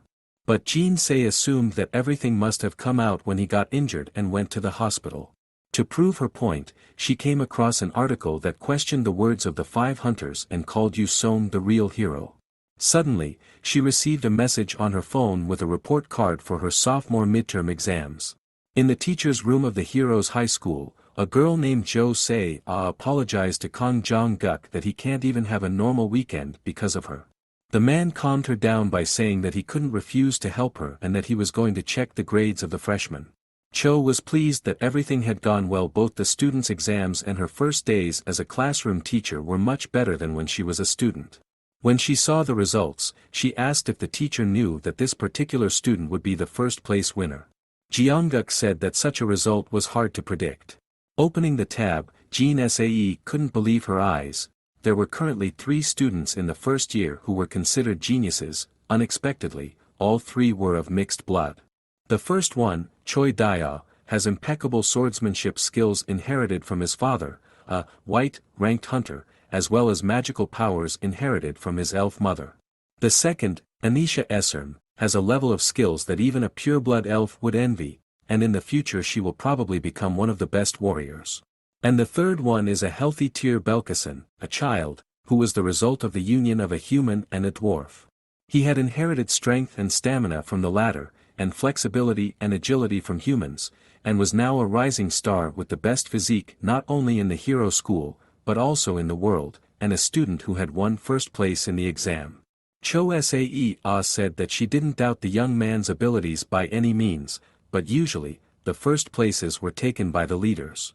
Even considering that the difficulty wasn't the highest, he passed the test alone. Jeongguk explained that soloing has its advantages, and physical strength isn't Tyr's only strength. The girl admitted that she was a little worried because the guy doesn't socialize with his peers at all. This does not only affect the guys from the same course, others are also afraid of Tyr Belkason. In the second year it will be difficult without a comrade with whom to share thoughts and feelings. The man advised not to worry so much. Of course, caring for your charges is a great quality for a classroom teacher, but sometimes all it takes is believing in them. Besides, students are usually not what they appear to be on the outside. On Wednesday, 2 teenagers were walking through the high school grounds with hot coffee in their hands. Suddenly, they bumped into a big guy named Tyr, pouring the contents of their plastic cups onto his snow-white t-shirt. They had already prepared for a beating, begging him to forgive them, but surprisingly the big guy apologized himself, complaining about his absent-mindedness. Throwing the coffee on the ground, the boys ran away. No one knew what was in the boy's heart, and in the meantime he missed his mother terribly. Sukyu Bin is a Korean hunter working in Europe with a great reputation. She often told her young son about her homeland, so from childhood, Tyr developed a liking for Korea. The atmosphere in which he grew up and his outstanding personal qualities allowed him to enter Hero High School on special grounds. Speaking of problems, he was a very unsociable young man. The peculiarity of an introvert is that even though he had a perfect command of a foreign language, he still found it difficult to talk to a native speaker. He was afraid that his peers would laugh at his accent. It was past his first semester, and he had developed an image of a majestic lone wolf. Tyr's only hobby was walking alone. So today he decided to go for a walk, registering for the computer club at the same time. However, there were problems and a huge queue, whose members were quietly resenting, afraid to anger the big guy. He saw the unrest and once again decided that he was only disturbing everyone and was about to go home, but suddenly he was called. Turning around, he saw a young man who told him that there was no way to register here, it was a device charging station. With a smile on his face, Changren offered to guide him to the right place. Chapter 23. Tyr Belkacem sat at the computer while Chan prompted him not to fill in all the fields, only the one with the asterisk, and then hit done. The young man awkwardly thanked the assistant, to which he wished him a pleasant game. The young man realized that in front of him was a foreigner who spoke Korean quite well. Chang then opened a correspondence with Sae Ram, who informed him that she would be late. If he had known this was going to be the case, he wouldn't have gotten up at 9 in the morning, but his plans for today included a morning workout with the Elphas and then a trip to the black market.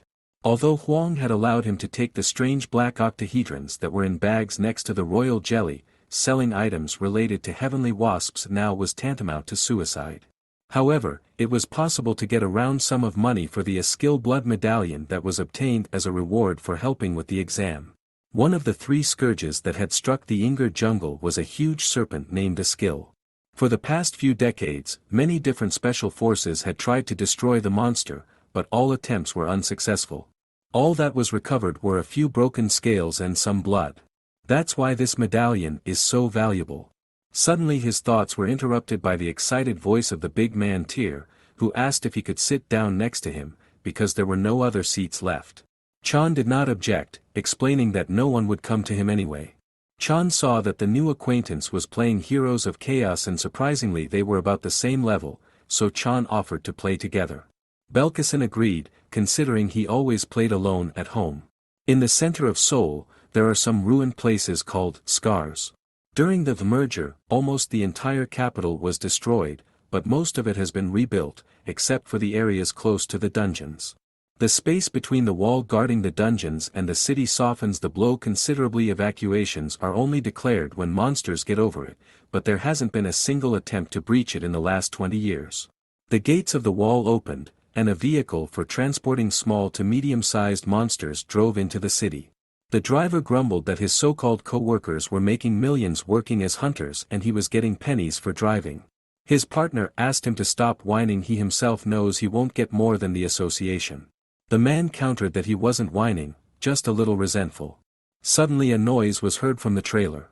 The girl assumed the monster was awake and told the driver to stop the car so she could check it out. When she got out, the man notified the association of the stop. The passenger seat door opened again, but instead of her partner, there was some other girl whose face was covered in bruises and abrasions. With a smile on her face, she ordered the driver to move off if he wanted to live. Tyr Belkacem was appetizingly gorging himself on the noodles the guys had ordered from the gaming club. He was very surprised that they were the same age, as the young man was very tall with pumped-up muscles. Ren asked him what school he went to. Suddenly their conversation was interrupted by a rumble outside. Eyewitnesses to the accident had recorded video of the wrecked monster truck, and some speculated that the driver had gotten behind the wheel drunk, but they couldn't figure out how he'd ended up here in a busy urban area. From above, the same girl was watching the gathered crowd. On the phone she said that the job was done and the interlocutor ordered to get out immediately, because the hunters would soon arrive, but the criminal objected that she could not be caught, but the sullen silence in the phone made her obey. A clawed black hand ripped open the roof of the trailer, and several monsters of the horned horror species crawled out. The number of horns on their heads depended on the level of danger. Laughing, the perpetrator staked hundreds to death before rescuers arrived. In panic, people rushed away, but the agile monsters left them no chance and several people had already been mauled. One of the horned ones set its sights on another victim. In a deft leap over the heads of the unfortunates, Changren struck the monster. Chapter 24. The horned terror landed on the ground with force, flying a few meters above it. The young man ordered the people frozen with fear to run away. Then looked at the startled monster. He had seen these before, with one horn, they weren't very dangerous. Suddenly a motorcycle flew toward him, which Chan dodged at the last moment. He didn't expect this. He was attacked by a large monster with 2 horns on its head. The lifespan of these monsters is relatively short, only 5 or 6 years. Most die with a single horn, but a small fraction, about 8%, can grow a second horn. In this case, not only the lifespan and the ability to reproduce is increased, but also the physical strength, which is several times higher than that of normal individuals. Sure, it was agile, but not so much that Chan couldn't catch it. The only problem was stamina. Although with stamina he was superior to many, but without equipment and weapons, even just weapons, his chances of success were much lower. The monster tried to strike, but the young man was able to dodge, ending up behind him, and a hole appeared in the wall that took the blow. Right under his feet, Chan saw a road sign. Picking it up off the ground, he broke off the warning itself, intending to use the leg as a pole. Suddenly, the horned terror turned his attention to a few children nearby. Ren couldn't understand why they didn't run away with all of them. The difference between 2 and 3 stars of danger is great. The physical strength itself is simply devastating. A 3-star monster can easily tear a grown man to pieces. To fight such a monster with bare hands is suicide. The only exception would probably be a top-ranked tank. Tyr Belkson grabbed the horned horror by its arms and threw it far forward. However, even his strength might not be enough for a fatal blow. In a high jump, Changren launched a needle attack and pierced the monster's neck from behind. The tank was very surprised at what it saw. However, it was still a few minutes before the rescue team arrived. Although Tyr himself had received the distress signal, more people might die before then. This young man had long dreamed of becoming a hunter, and so he was prepared to distract the monsters before the hunters arrived, and to do so, he decided to use a provocative cry, a basic tank technique that attracts monsters nearby. However, Tyr couldn't afford to suggest some unfamiliar young man risk his life together. Chan knew about this skill too, so he told his buddy to use it. Tyr said he was going to do it, but then it would be very dangerous, so the lad had better hide, but Chan countered that he was going to fight anyway, even if he was alone. He himself hadn't noticed how he'd started acting like a hunter, but he decided it wasn't such a bad thing. Turning to face the monsters, Ren added that Tyr was good at fighting and playing, and he hadn't had a chance to test his abilities before. Chapter 25. Gathering his strength, Tyr let out a deafening call. And in the next second, no less than 6 horned horrors stood before him.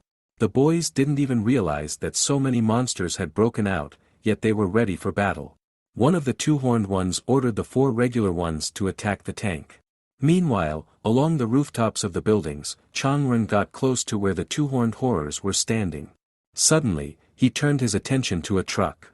Several of the one-horns were collecting corpses and loading them inside. That was why there were no dead people on the streets, but it was unclear why they were doing it.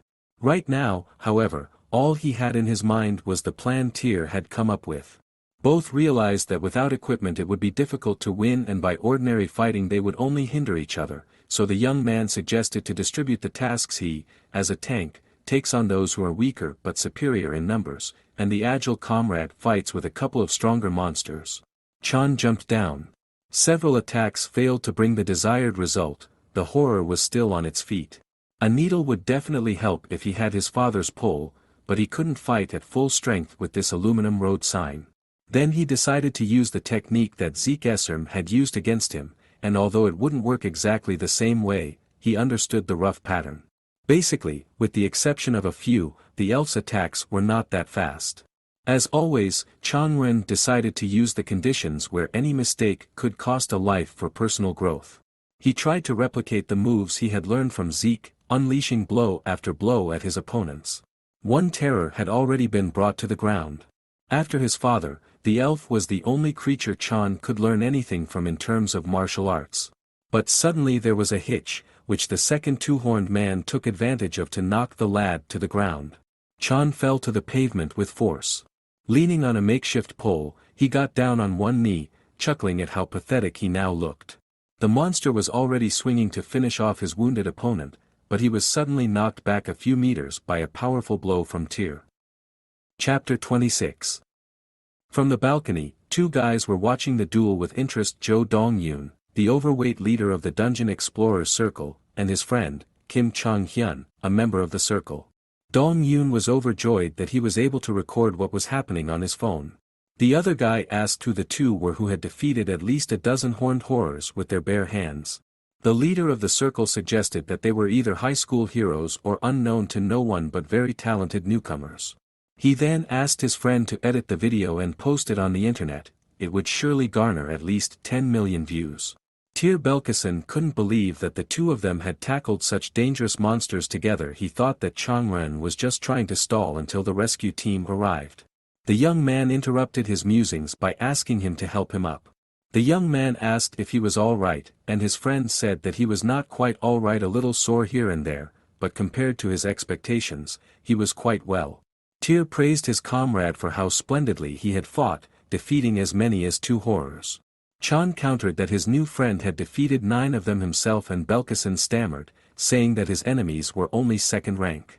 The big man then asked what school the kid was attending. It seemed that the rumors didn't match reality, as the hero's high school considered the other students much weaker.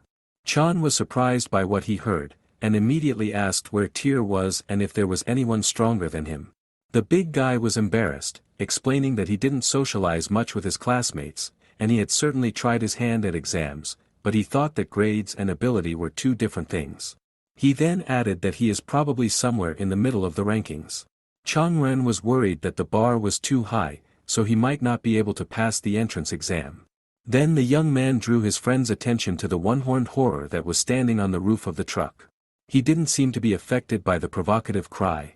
Chan, however, assumed that if there was anything special, it was inside the trailer. Suddenly the hand of some monster grabbed the one-horned man and dragged him inside. Both were surprised at first, but Chan quickly realized what was wrong. Horned horrors were tribal-type monsters.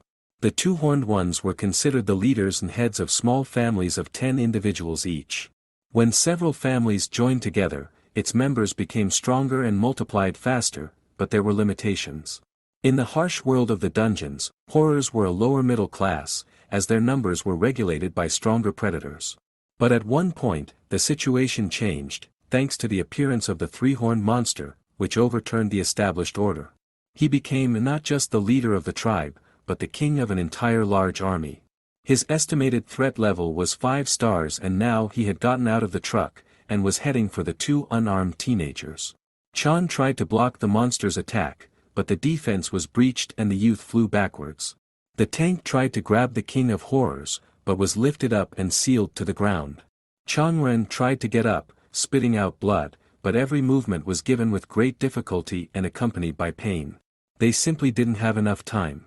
2 youngsters with outstanding abilities would definitely reach the highest level someday, but that moment would not come today. Determination, courage, perseverance, tenacity, feelings, even if they used all of their qualities, it still couldn't make up the difference with the absolute performance of a 5-star monster. Currently, there was no one who knew what kind of person Yu Song was before he lost his identity. But more importantly, there was currently no one who could accurately say what he had left behind. Changren struggled to get up, calling out to the monster that was about to finish off his new friend. The king of horrors attacked the young man with a powerful energy charge. Suddenly, he took on the entire flow. When the residual effect dissipated, Changren stood in front of the monster with a violet glow emanating from him and his body somewhat transformed with increased muscle mass. Chapter 27. 12 hours before Changren and Tyr Belkacen's decisive battle with the King of Terror, Jean Sae Ram was in a real state of confusion. The truth she had learned last Sunday was in no way getting out of her head. 2 days of recording the events of the past tormented the girl. If Chang Ryong's father had indeed been wrongfully convicted, she could understand why he had lost his power, and there were probably more than a few who would take his place. But one thing she still couldn't understand was the testimonies, which may have been falsified, just shockingly, but there are many contradictions in the media. Despite all the testimonies, Yu Sung's image wasn't that bad. If she were him, she would have fought to the end. But not only did he not do anything, but he admitted all the accusations against him. After the press conference, the media situation stabilized, and Yu Sung remained in people's minds as an ordinary fraudster. But here was the look on his face, it felt like he had been forced to confess. Jean continued to study the file, but suddenly she came across the facts of his biography. In the marital status column it was stated that Yu Sung had no wife or children. She thought for a second that Jang Ren was not her sibling, but then everyone would know that, and they looked a lot alike. Sae Ram assumed that the hunter's confession must have something to do with his son. Chang Ren still couldn't understand what was happening to his body, but one thing was certain: it kept moving, and that was enough. In the next moment, he landed a powerful blow on the approaching monster. The monster received a wound that bled. What followed was a deluge of attacks that forced the King of Horrors to flee away. The three-horned monster was climbing up the windows of the high-rise, but Chan was not a step behind.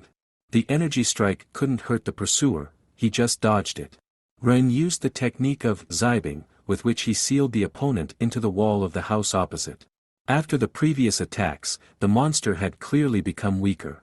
Needle could have ended the fight, but suddenly all the power was gone somewhere.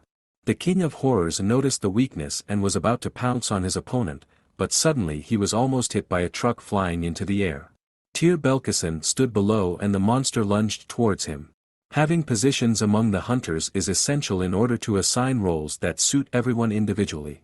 A tank's duty is to stand his ground, even if he is badly wounded. In addition, sacrifice helps to gather all forces together and make a decisive blow to the enemy, but this is already the task of a close combat specialist. Using his hand as a weapon, Chang Ren pierced the distracted Horror King with a needle. The fight was over. Even though the guys were already exhausted, they had to get out, and Tyr picked up his friend and helped him out to the platform where the professional hunters had already arrived. Both boys laughed at their punctuality. The capture of a vehicle that was carrying a captured monster, resulting in the deaths of dozens of civilians. Not an hour later, this shocking news spread everywhere, and together with this, two young heroes had a huge impact on the world. Chapter 28. Little Chang Ren cried out in pain as his father treated his wound. He asked him to leave it as it was, it would heal on its own, but Yu Song argued that even the smallest wound had to be treated, otherwise it might hurt more later. The boy asked if his father was ever in pain, such as when he was bleeding on missions. The man explained to his son that it hurts every time he gets a wound, and if he starts bleeding, he gets scared, but he tolerates it, otherwise other people might get hurt. As a child, Chang Ren had the same thought in his head that when he grew up, he would become like his dad. However, without knowing the exact reason, he believed that his father would not have wanted such a future for him. Every time he said, "You can't," Yu Song felt regret. The boy believed that someday his father would tell him why he said that, however, it was impossible right now. Suddenly, he woke up lying on the hospital bed. The situation seemed familiar to him. This had already happened a few days ago. Suddenly he saw someone sitting next to him. Looking closely, he recognized Zeke Esserm. The young man immediately tried to get up, but a sharp pain in his back stopped him. The elf explained that the treatment had been successful, but recovery from such wounds usually took a long time, and the arm, which was now in a cast, he would be able to move in about a month. Right now, it was better to think about resting, as there was still a lot of work to be done. Chang Ren thanked the elf, of course, but immediately wanted to ask a question. Zeke interrupted him, guessing what the young man would ask. The elf told him that he and his father had worked together before. Suddenly Chan grabbed an apple from the plate with a sharp movement, which the guest had peeled for himself. Seeing Zeke's tense look, the lad asked what was wrong, wondering if the elf had expected him to try to hit him. Chan then ordered the hunter to get out before he stabbed him with the knife he had in his hand. Suddenly the young man smiled, wondering if this was the reaction his interlocutor had expected. Zeke admitted that he had indeed expected something similar, but only a little more emotional. Ren said that if the elf had come 2 years earlier, he would have gotten what he wanted in full. His head was filled with thoughts of those who had done this to his father, and those who had seen it all but didn't intervene, and his heart felt only one thing: a thirst for revenge. Zeke asked if his thoughts had changed now. Chan said no, but he had reprioritized that dealing with the white rank hunters was not something he was able to do at the moment. His main goal now is to earn money to pay for his father's treatment, and then just live until a cure is invented. Although he doesn't know when he will be able to achieve them, he will definitely do so even if someone gets in his way. Zeke said that he has no plans to interfere with the young boy, but he does want to ask a couple questions why he's not in the paperwork if he's Yusung's own son, and who raised him when his father started having a mental breakdown. The boy replies that he grew up alone. The elf accepted the answer and then asked if the guy knew about Daganahai, and Chan said he knew of no such person.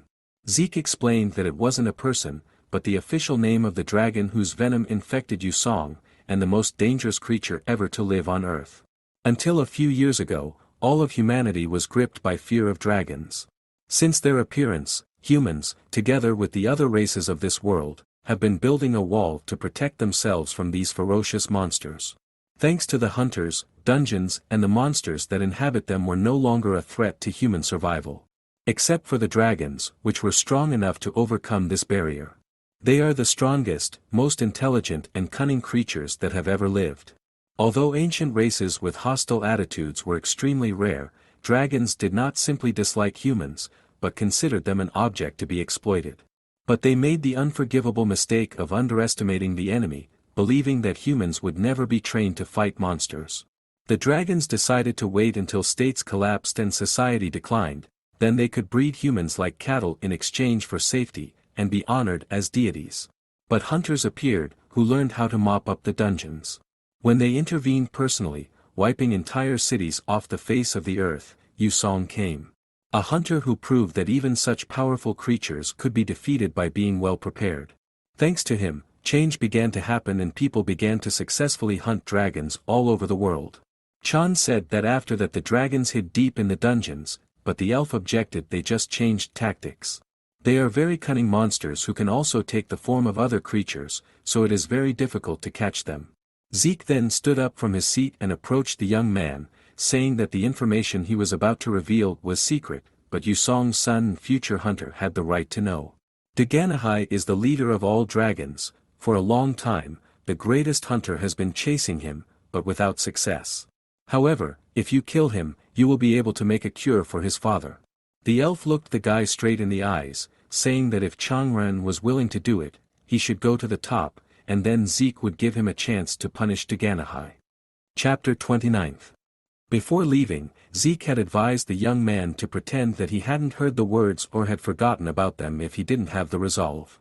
Looking at the card the elf had given him, Chan smiled. He would not back down, even if it meant death. Zeke had also advised him to remember to first do his best to prepare for the encounter with these insidious creatures, for dragons lurk, deeply hidden behind many faces, waiting for their time. Even if they manage to obtain and publicize the evidence, there will be no point until they succeed in destroying these creatures once and for all. Once uncovered, they will only hide again, and there will be panic and distrust in the community. So they must be dealt with quickly and secretly, with one sharp blow to the weak spot. Zeke has been assembling a posse to capture Daganahai for years. Everyone he has chosen are outstanding hunters who can slay a dragon.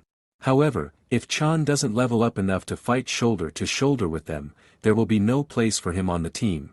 And when one part of the plan falls out, all parts of it can be affected. Chan wondered if they couldn't wait for him alone. Zeke explained that the specialists had not yet been able to learn Daganahai's identity, so the young man had about 2 years to prepare. The elf then cautioned that when everything was ready, Chan's circumstances would not be taken into account, so he should think carefully before agreeing. Zeke didn't care what anyone thought of him. If the young man didn't believe him, they might never meet again, but whether or not Chan accepted the offer, the elf could promise one thing for sure.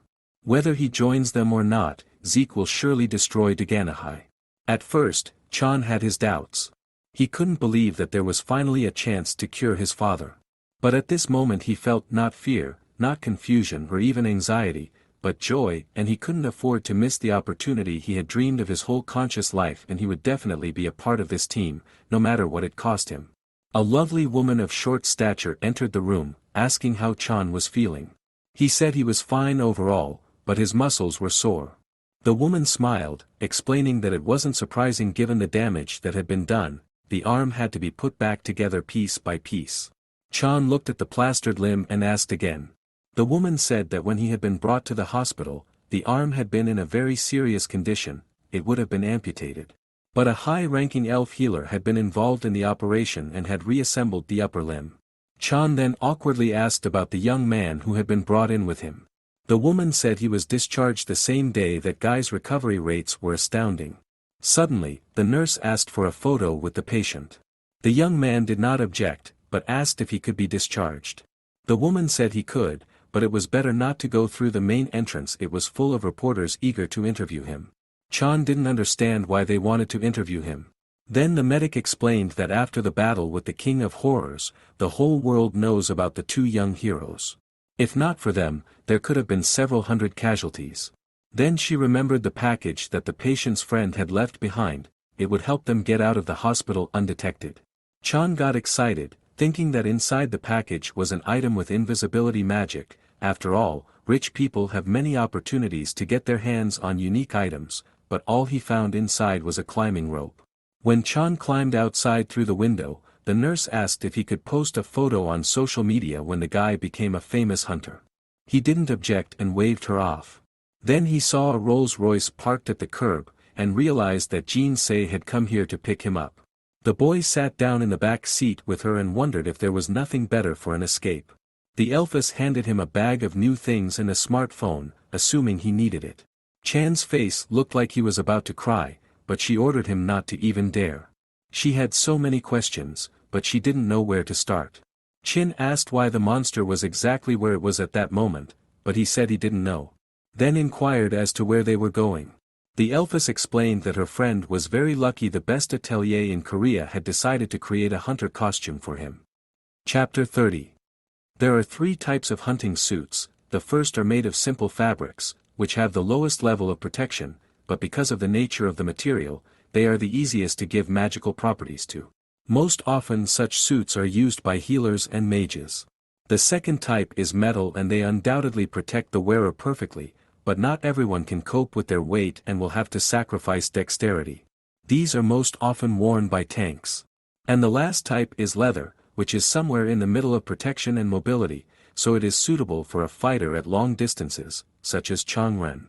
The young man had seen firsthand how bad it was to fight with bare hands, so he didn't argue with his friend. She kept trying to find out how the two of them had managed to deal with the King of Terror. Chan replied that someone had made a video and she could watch it herself. But the girl replied that the video was only up to the middle and the battle with the 5-star monster was not in the video. Chan couldn't believe what he heard. Even if he and Tyr Belkacem had prepared for the battle, they still wouldn't have been able to defeat the 5-star monster. He couldn't understand where such strength came from. The young man didn't know what to say and simply replied that it had somehow worked itself out. Jin-sei was once again surprised at the strength of the guy who had once again proved his brilliance. However, the girl was worried about him, so she advised him to be careful, and Chan said that he had seen the reporters, but the elf girl countered that it wasn't just about the media attention. The second guy had already been revealed, but he wouldn't give his comrade's name. Chan was surprised when the fight was over. He asked her not to give away who was with him, as he didn't want others to know his name and face. The big man promised he would. Noticing the smile on her interlocutor's face, Chin assumed that he and her classmate had become very good friends. Either way, she said, no incident should be allowed to happen before the exam. Chang wondered why exactly before the exam. Sighing, the elf explained that she had done a little research about the exam. It was much harder than expected. The odds were 100 to 1, and that was if anyone got in.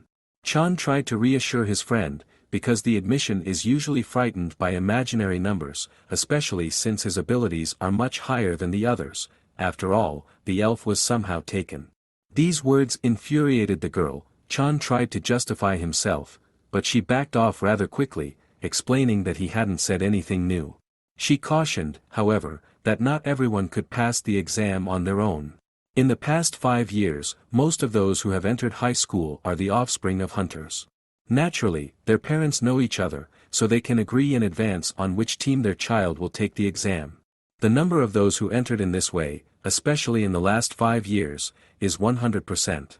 Their school does not have such a provision, but the Elphys advised Chan to try to transfer on special grounds, for merit in the destruction of monsters. The self-assured young man said he didn't need it. Most is not all, and if someone before him was able to, he would enter the school on his own.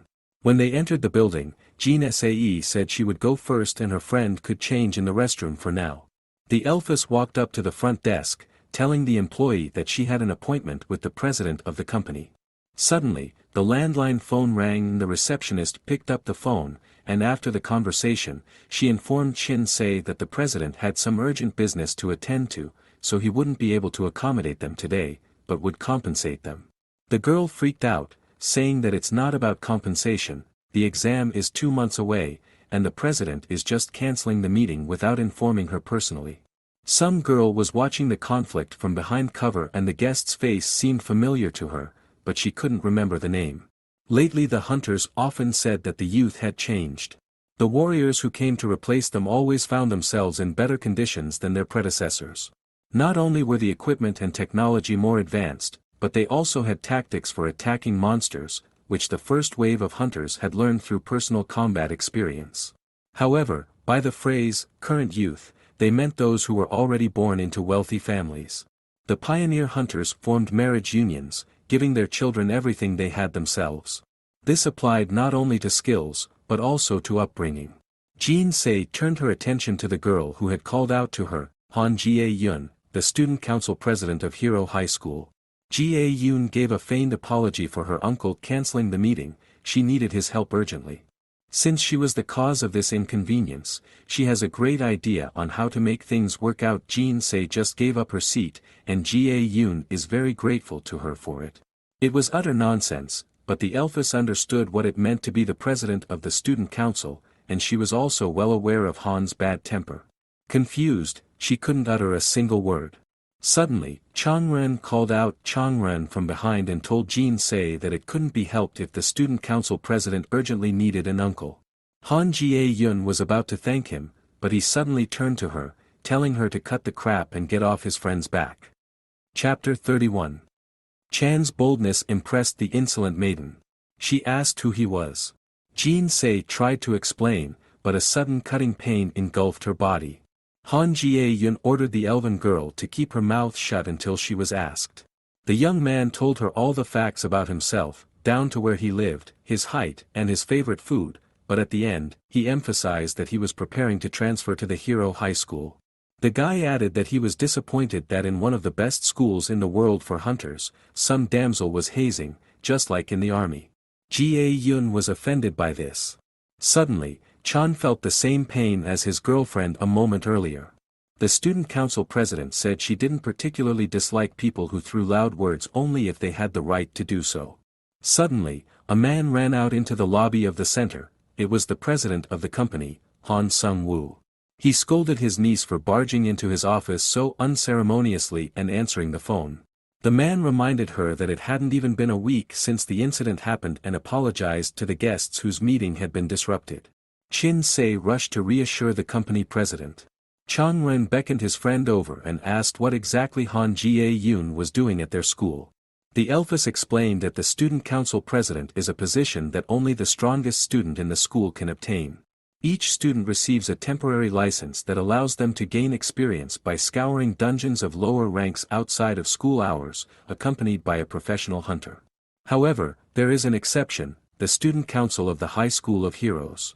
Within the institution, groups of students with exceptional grades are formed and recognized as an unofficial mop-up team. They are given the right to self-monitor and voice their opinions to the board.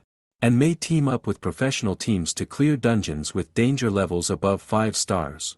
Therefore, student council members are unofficially considered to be future rankers.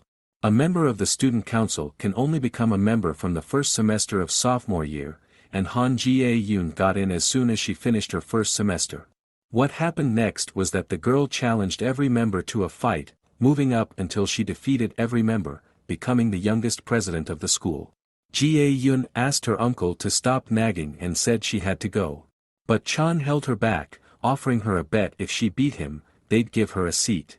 Shin Se tried to reason with her cocky friend, but her opponent said that if it was a bet, there was a stipulation in case she lost, too.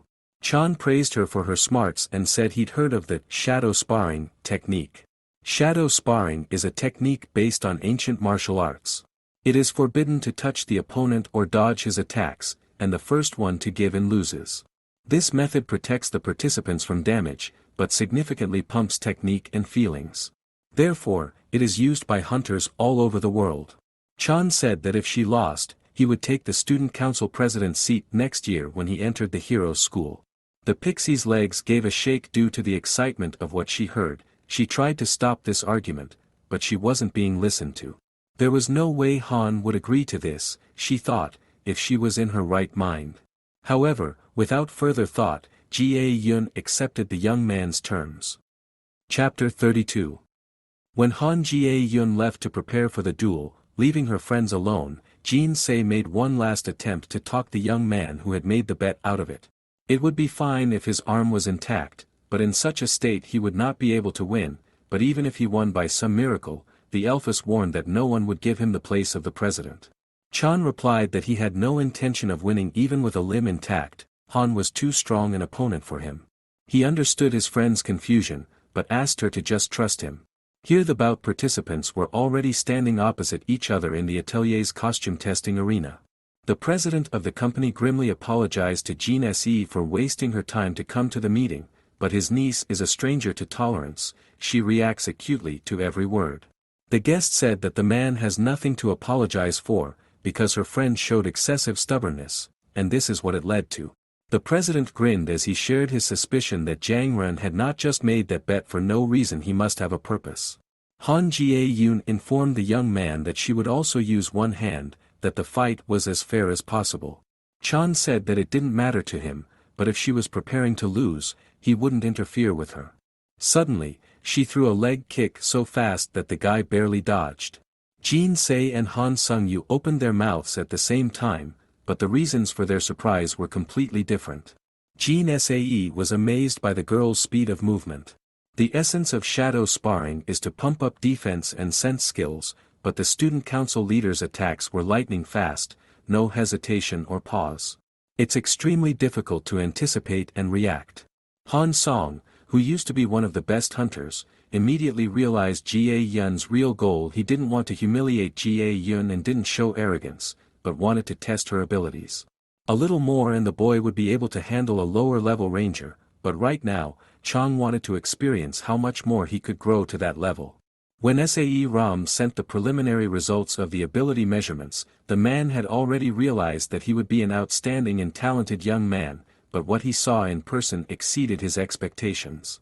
Suddenly, Han Jae-yun stopped and a strange smile appeared on her face, a kind smile, and she said that she had not met an opponent who could last so long in a fight with her for a long time. Noting her opponent's condition, Han assumed he was moving several times slower than usual because of his injuries.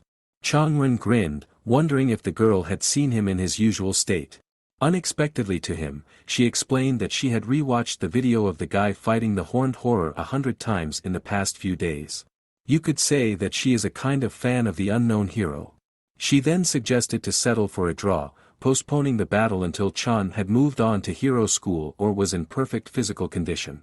She felt too sorry for such an outstanding talent to end it like this. However, the boy chuckled as he rose to his feet, wondering whether it was the girl's overconfidence or her inability to soberly assess the situation that had caused this decision. He is not going to end up with a draw, after all, the post of student council president is at stake. All three people present thought that the young man was bluffing. Even if they continue fighting, he still won't get anywhere. Han said that she liked daredevils, but now her opponent was being foolish instead of daring. However, she was interrupted by a lightning-fast leg kick that the girl barely dodged. Jin-se thought she understood Chang Ren's plan to save her strength and then crush her tired opponent, but Han Song said that was not the case.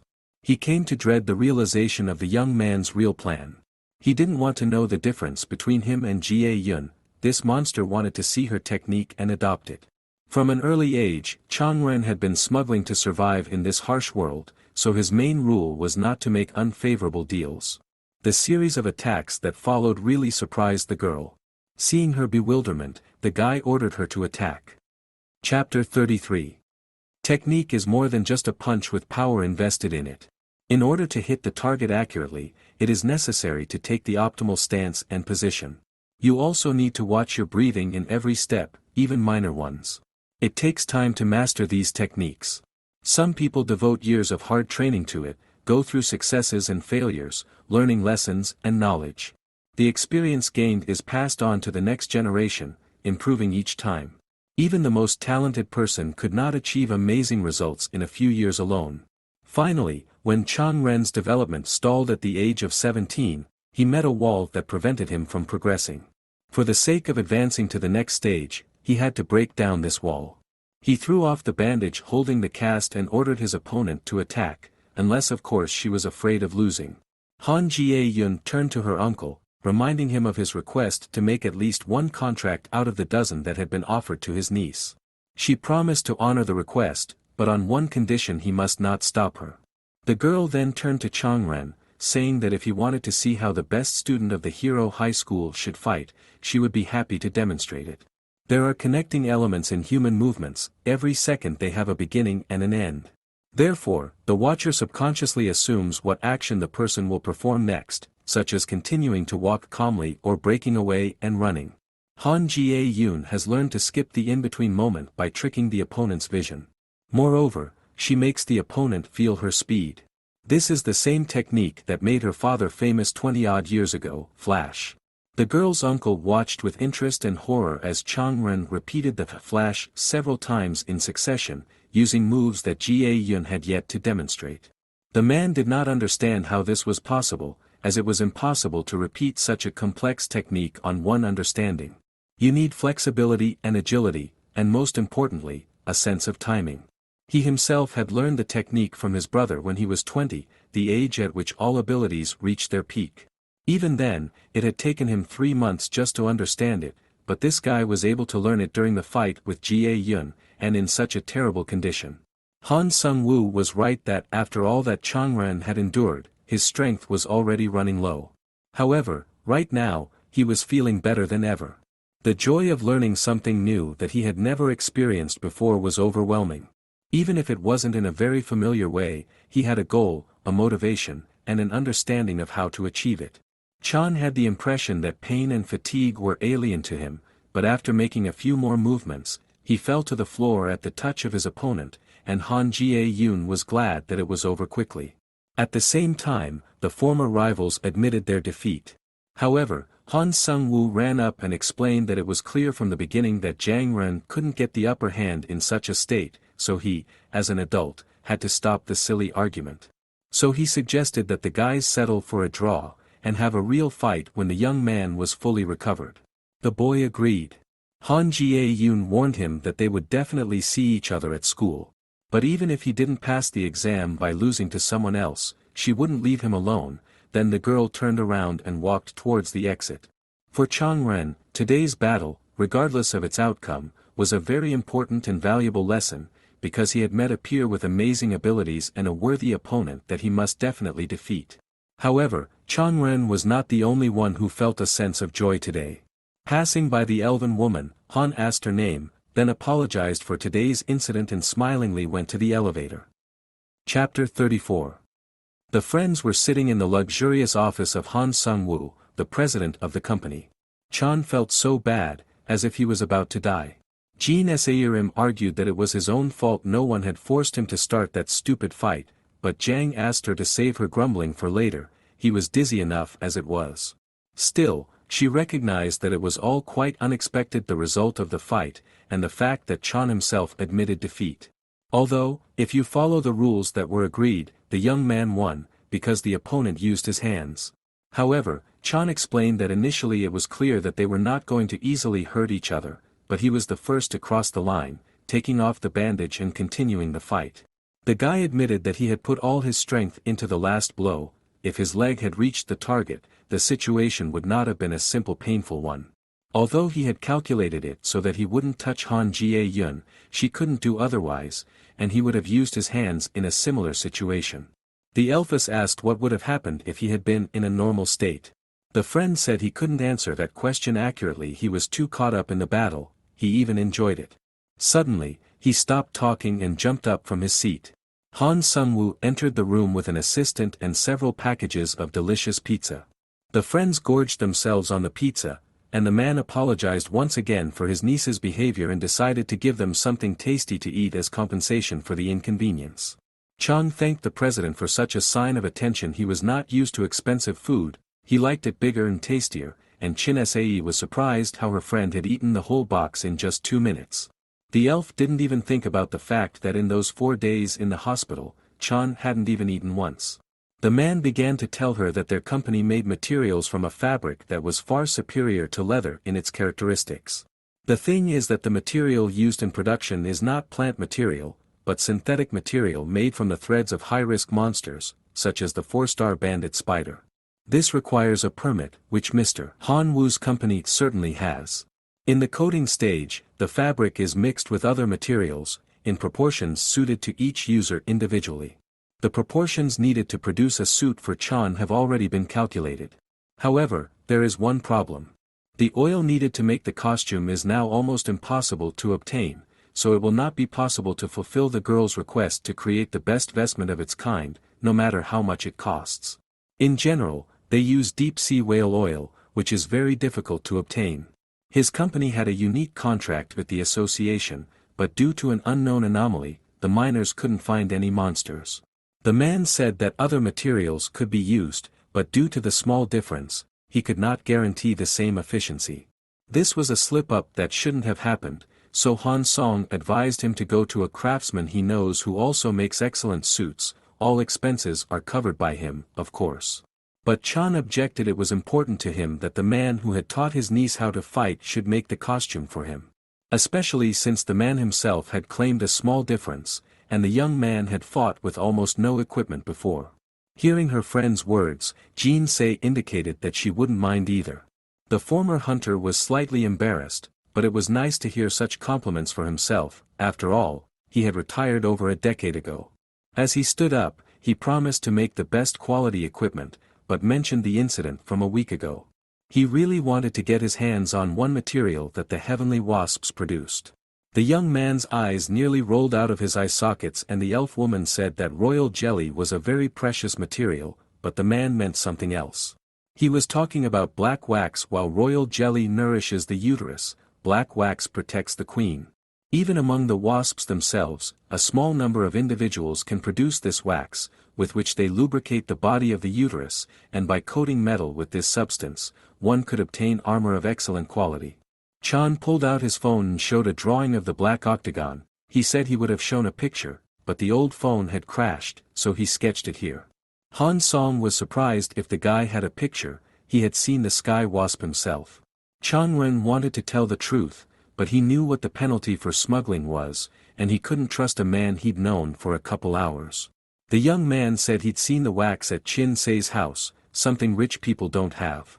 Jang Ren's employer, Jae-hwan, spoke to his mentee on the phone, sitting by the bedside of Yu Sung, who was hooked up to a ventilator. All of the once great hunter's veins were glowing purple, the effect of the dragon poison. Suddenly, footsteps were heard in the corridor, and Huang said that the one he expected had come and ended the call. Zeke Esserm entered the chamber. The elf greeted the young man, but he offered to leave. The patient had just taken a sedative and fell asleep, and besides, this was a hospital, no noise was allowed. 11 years ago, the once legendary mop-up squad was disbanded, led by one man, with Zeke as the healer of the Venus squad and Im Jae-hwan as the main fighter and hunter, once ranked 5th in the South Korean rankings. The two who once called themselves comrades met again. The elf said that if the interlocutor kept quiet, it would be over quickly. The young man noted that the annoying way of speaking inherent in the arrogant Esserm had gone nowhere. Zeke ordered them to shut up and follow him. Chapter 35. The friends stood outside the company building. Jean Se, with a disgruntled expression on her face, asked Chan to warn her in advance next time. She assumed that the black wax that Han Sung-woo was talking about was in that trunk they found at the mall. The young man thanked her for playing along, explaining that he didn't know about the contents of that briefcase himself. The girl asked her buddy about his free time today, but he informed her that he had to meet someone. Suddenly Chin's cell phone rang. The screen caption surprised her very much. Uncle Zeke. The president of the company came out and asked if Sae Ram had already left, but the guy explained that his friend had gone to talk on the phone, but it wouldn't take long, but Han Sung said he didn't come to talk, he just wanted to smoke. In the process, he praised the young man for the brilliant moves he'd demonstrated today, and said that his brother had invented the technique, but he himself had a hand in transforming it as well. Suddenly, Chang Ren leaned over and apologized. Han Sung had worked so hard to perfect the flash, he shouldn't have used it without permission.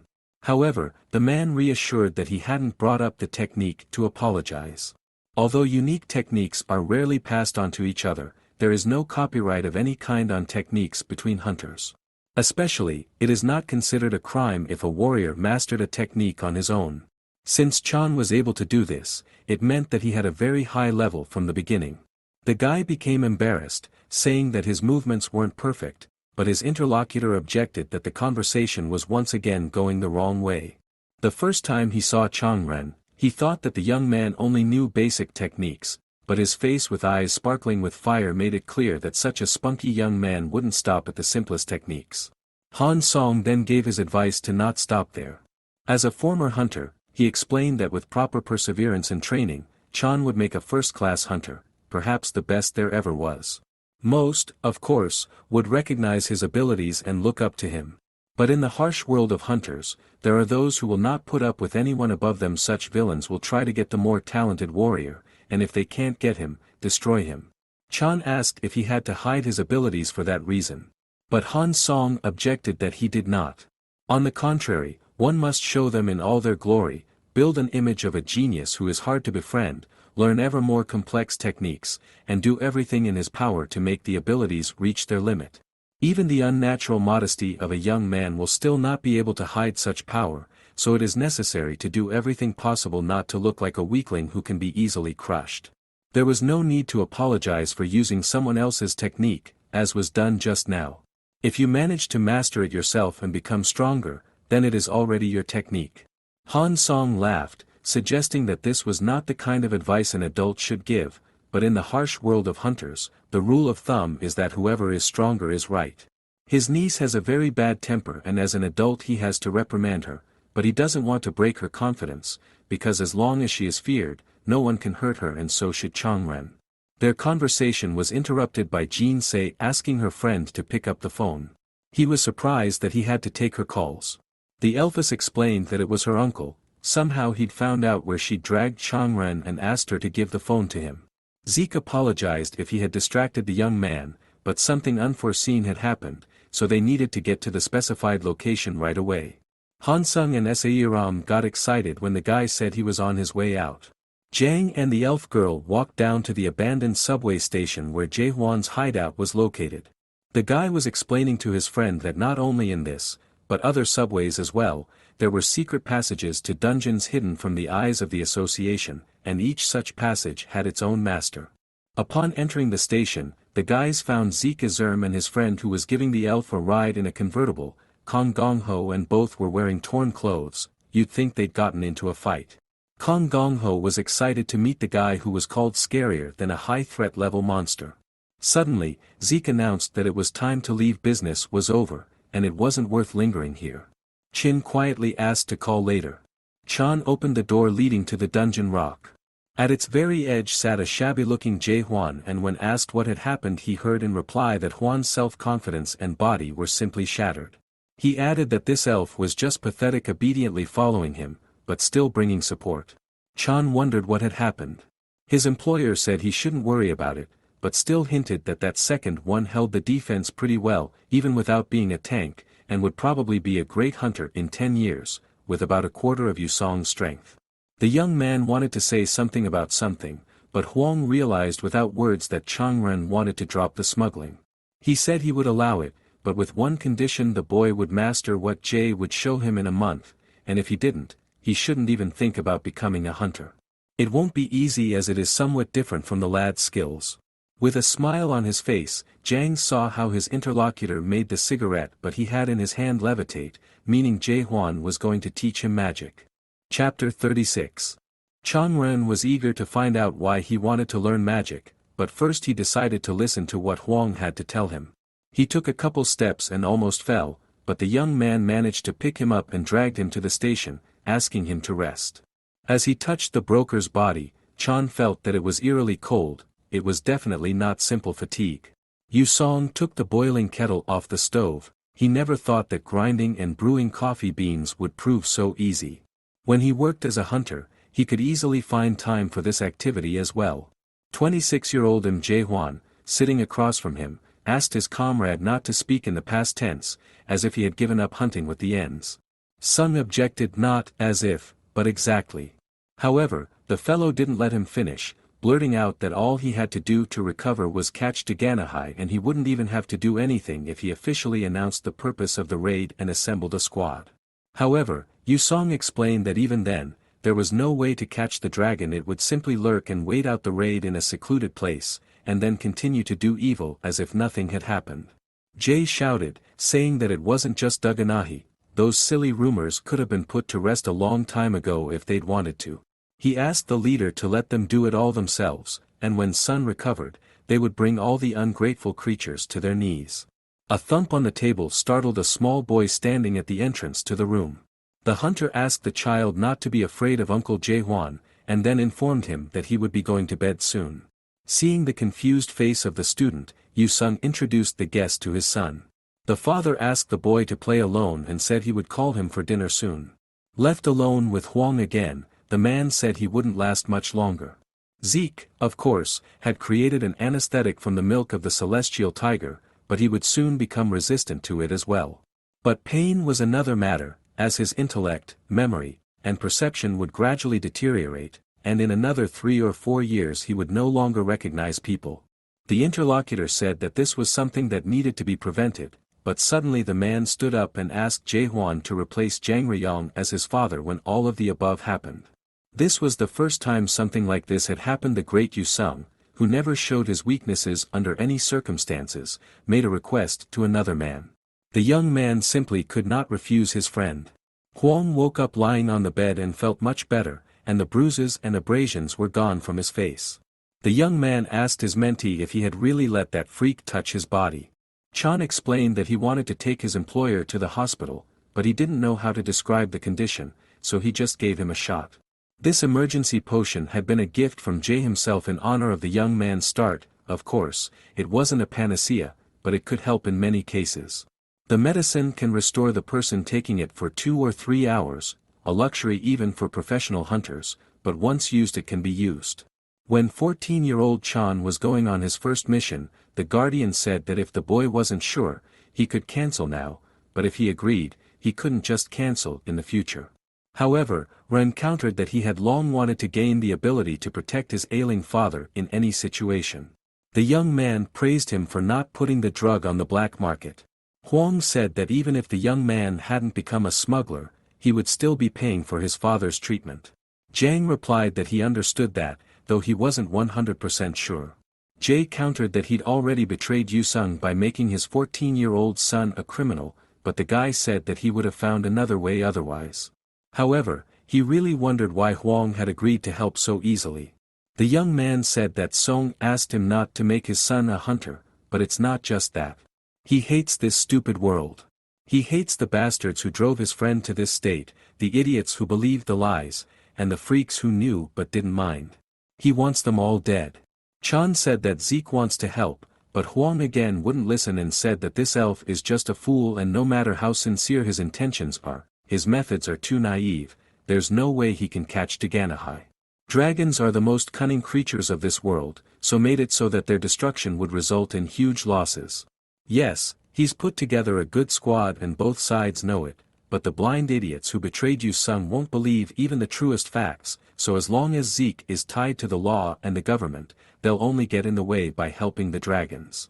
Soon, the horror that destroyed the young man's father would return and everyone would get what they deserved, so Song didn't want his son to become a hunter. Finishing his story, Jay handed Chan a sheet with the number of the bank account into which he had been saving the money the young smuggler had earned since his earliest days. Chan didn't understand why he needed the money, and the guardian explained that he had long ago decided to give it to the boy to start his own business when he grew up. Now he would teach him new techniques and knowledge, even more dangerous than the future hunters were learning. In the meantime, he could prepare to enroll, though there wasn't much point in doing so. Changren wondered then why not just object then, why give him another chance. Huang explained that 3 years ago, before his first assignment, the ward had already said what he wanted to do, so that was the most important thing. Chapter 37. Somewhere in the neighborhood of Old Yongsan, a criminal was sneaking between the ruins of high-rise buildings, arranging to hijack a monster truck, causing the horned horrors to get out. Entering one of them, she found a guy in a respirator mask, who continued to read a book, not paying attention to the appearance of the girl. She complained that it was time to get a headquarters for meetings, but the guy said that she rarely showed up anyway. Not to be silent, the girl drew attention to the fact that he was alone, insulting the silent interlocutor as a puppy without an owner. He ordered her to shut up, but the bully wouldn't stop. So he threw the book to the ground with force and said that he would not be punished if he taught her a lesson. They got ready to fight, but were interrupted by a man in a white mask. He said he didn't want to interfere in their squabble, but he had to explain that he had gathered them all because of a matter he didn't want to do alone because of the foolishness of his handmaidens. Tvesik, that was the guy's name, apologized for answering to that crazy fool. Harren replied that the rival was lucky to have a boss come in and then asked why the man didn't answer the phone. At first he didn't understand, but then he remembered the operation 3 days ago and said that there was no need to listen to nonsense like the girl would go down and kill the rescuers herself, especially since the operation was successful. Tvesik didn't quite understand why the boss called the operation a success. Okay, this dead 10 civilians, but the news did not say a word about the seizure of the truck, all kept talking about some guys. But the masked man explained that it was a natural result. The government must have made arrangements with the families of the dead to shift attention from their mistakes to the heroism of the 2 boys.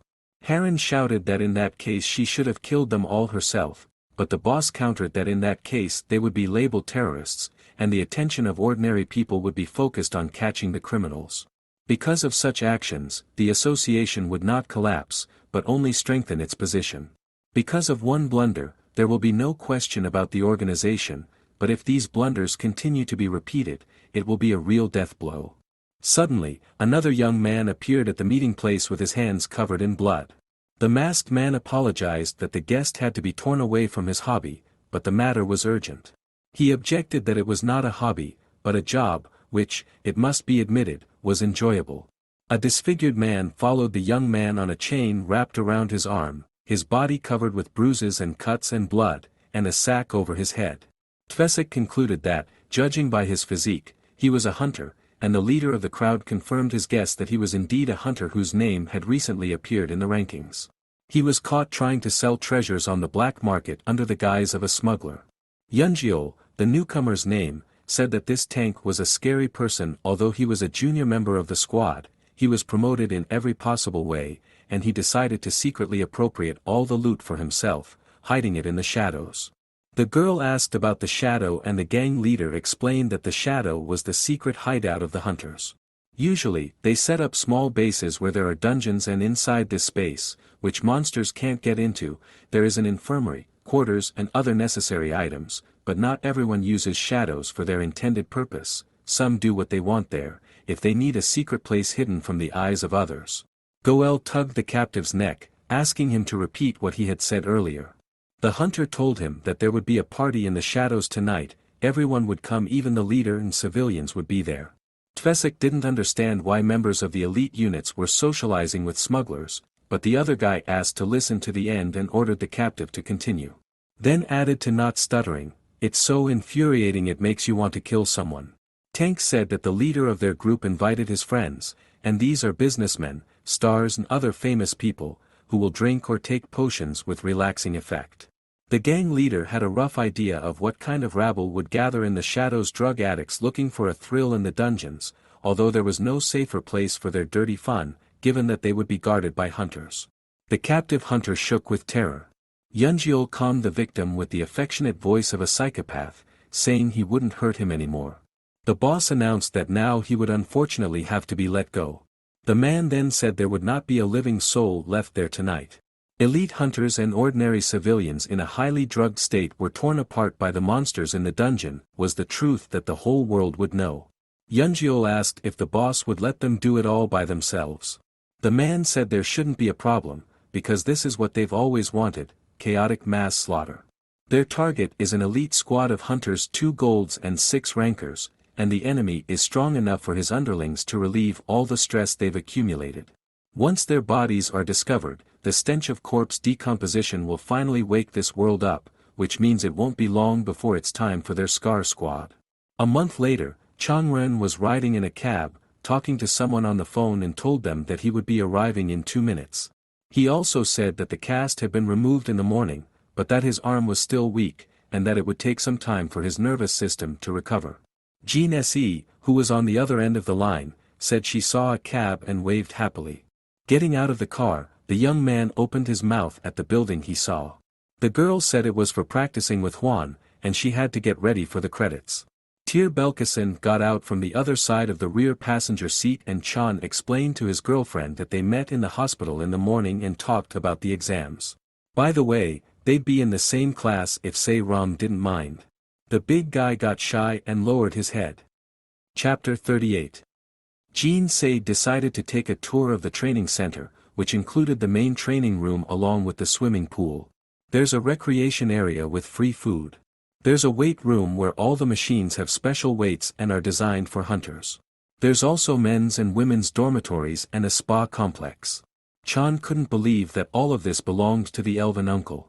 But she explained that it was no surprise some ranchers had bought out entire mountains and built training fields in their place. Zeke sometimes came here with his colleagues to train, but the rest of the days the center was at their disposal. Seeing Tyr looking at the barbell pancakes with interest, Chin wondered what it was. Chang objected that a classmate couldn't be called it. The girl explained that the boy probably didn't consider her his classmate. The young man asked if she'd ever spoken to him. Chin said that everyone knows about Tyr's arrogance, he doesn't even pay attention to the honor students, and not even to her. Chan then summoned his mate here, saying that they hadn't come here to have fun. Unexpectedly to the elf, Tyr apologized, he had always wanted to try the brand. On the way to the training center, they were just discussing the girl.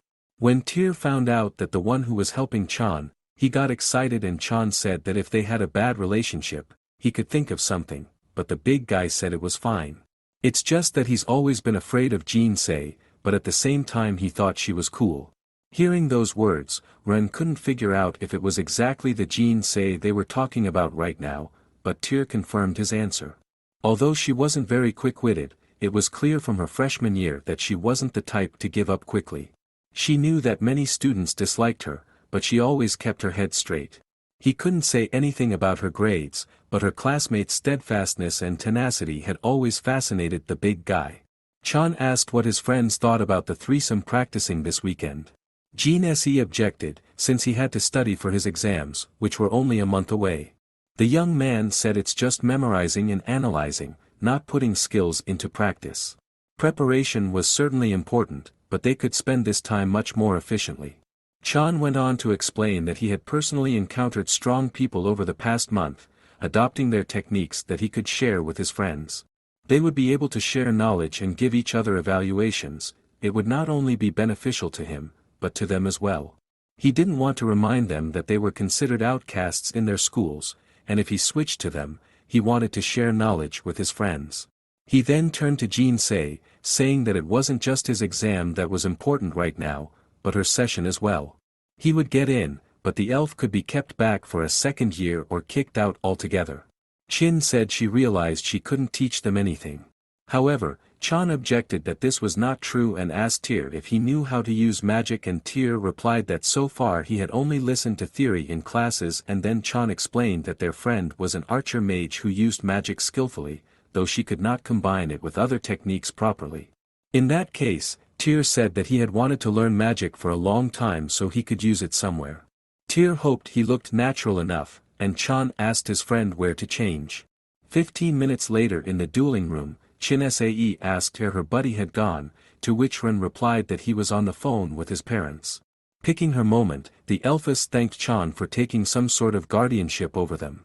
She never thought she'd be friends with anyone else, much less the silent Tyr. Now, it seemed, she realized that the classmate wasn't so bad. Suddenly, a few more high school students entered the room. The snow-white hair and voice that annoyed Jean S.E. so much, it was Anisha. Rom was surprised to see her cousin here since her uncle wasn't here right now. The girl countered that Zeke had given her permission to use the hall anytime he wasn't here. Seeing Chan's confused face, her friend introduced her cousin Anisha Esserm to him. The snow-white-haired elf pretended to be pleased that her cousin had brought a friend. She then introduced her friends, whom she invited to socialize and at the same time train here. Anisha reminded her that her sister didn't like to be around a lot of people, however, if she decided to leave, others might think she had been kicked out. If she asked, they would gladly take her into the company, it would be a good opportunity for her. Seeing that her friend was confused, Changren interjected into the conversation and asked if he and another one of their buddies could also join the training together. The sophomore who was with Anisha asked the guy what school he was attending. Chan replied that he was a freshman at a regular high school but was preparing to transfer. A sophomore named Jang Sangyung advised the young man to get in his car and get out. He was supported by Anisha as well as it is, her friend is an ordinary person, so he is not allowed to train with the students of the hero school. Chan tried to justify himself, but Sanyan punched the guy in the face and he screamed in pain. It was clear that he wasn't going to hit him seriously. Even professional hunters weren't allowed to touch ordinary people, it was considered a criminal offense. Jan just wanted to wave his hand at the guy's face to show the difference in levels. He should have dodged backwards automatically, but he put his head under the blow. But to do that, one would have to calculate everything perfectly. Covering his face with his hands, Chan lamented that he only wanted to be friends and practice together, but the guys had crossed the line. Suddenly, he raised his head with a smile, saying that there was nothing he could do, he would have to defend himself. Chapter 39. Depending on the scale, cameras were installed in the hunters' training halls to record everything that happened there. The recordings were then reviewed, and the warriors would analyze their movements, working on their mistakes. Chin Se knew about this as well, so she was happy to have a safety net in the form of a recording of a hero high school student firing his fists for no good reason. She didn't know what Changren was up to, but she realized that he had set the situation up, as evidenced by the overly fake shaking. Sanyang interjected about self-defense. Chan explained that he was a reserved person by nature, so when trouble happened, he couldn't sleep well, constantly remembering that moment. The sophomore apologized for the punch, but said that the guy was exaggerating, because there weren't even any wounds left. The young man turned to Jean Sae and started cursing that Jang was the one who started the fight and now he's accusing the victim of exaggerating the attack and asked the elf girl whether he should call the police or go straight to the school administration. Then Sanyang asked to stop and asked what the guy wanted, money or, indeed, to participate in the training. But Jang said he would defend himself, because he wouldn't be able to sleep well if he didn't return the favor. Chan thought the guy was crazy, but told him to try to hit him. He figured that since the psycho was in a regular school, one flimsy punch would be the best way to get rid of him. However, at the crucial moment, Jan dodged, causing a flurry of outrage from his friends. The sophomore dodged by circling the insolent youngster, that was how the picture looked in the eyes of others. However, from Sanyang's own perspective, it was different. If he hadn't dodged the fist, he would have felt the full force of his opponent's power. Chan said that such a deception was a bit hurtful. Then Anisha told her friend to finally admit his mistake, apologize and make amends. Jan tried to apologize, but Chan countered that fighting was the only option to resolve the issue. Angry at the youngster's insolence, the sophomore ordered an attack. Chang Ren snapped out of his seat and ran forward. He moved so fast that Jiang could barely keep up with his movement. Suddenly, he felt a pain in the area of his nose. A mockingly weak punch and a look that said, "I hit you, let's call it a day," was enough to make the hero school student furious. A series of quick attacks were unsuccessful. When the moment was right, Chang made a slashing motion and put his raging opponent on the floor. He apologized, saying he didn't mean to mock, he just wanted to see if he could fight without getting hurt and extended his hand to his fallen opponent. Seeing his friend's taunts, Jan turned away from Chan. The young man then turned to Jean Se, asking to take the camera footage. She asked what else he was going to do here, but the guy calmed her friend down, explaining that these records were for her. He moved as slowly as possible, so that she could see everything in detail. The girl realized that he had originally started the fight for her and Chan had said so, that was true, but he wasn't the one who started the bullying first, that was a fact. He asked the elven girl about her cousin. From what Tyr had told him, Chin-se didn't really bend to Anisha, which was why she was an outcast. When Chan gets to their school, he wants to make friends, but he's not going to grovel to anyone. Their conversation was interrupted by Jiang Sang-yun, who tried to attack the winner from behind. Suddenly, he was stopped by Anisha herself using magic. The girl accused her friend of not having the basic qualities of a hunter, but at the same time dishonoring her as well. Suddenly Changren felt uneasy and his hand began to glow purple again. Chapter 40th.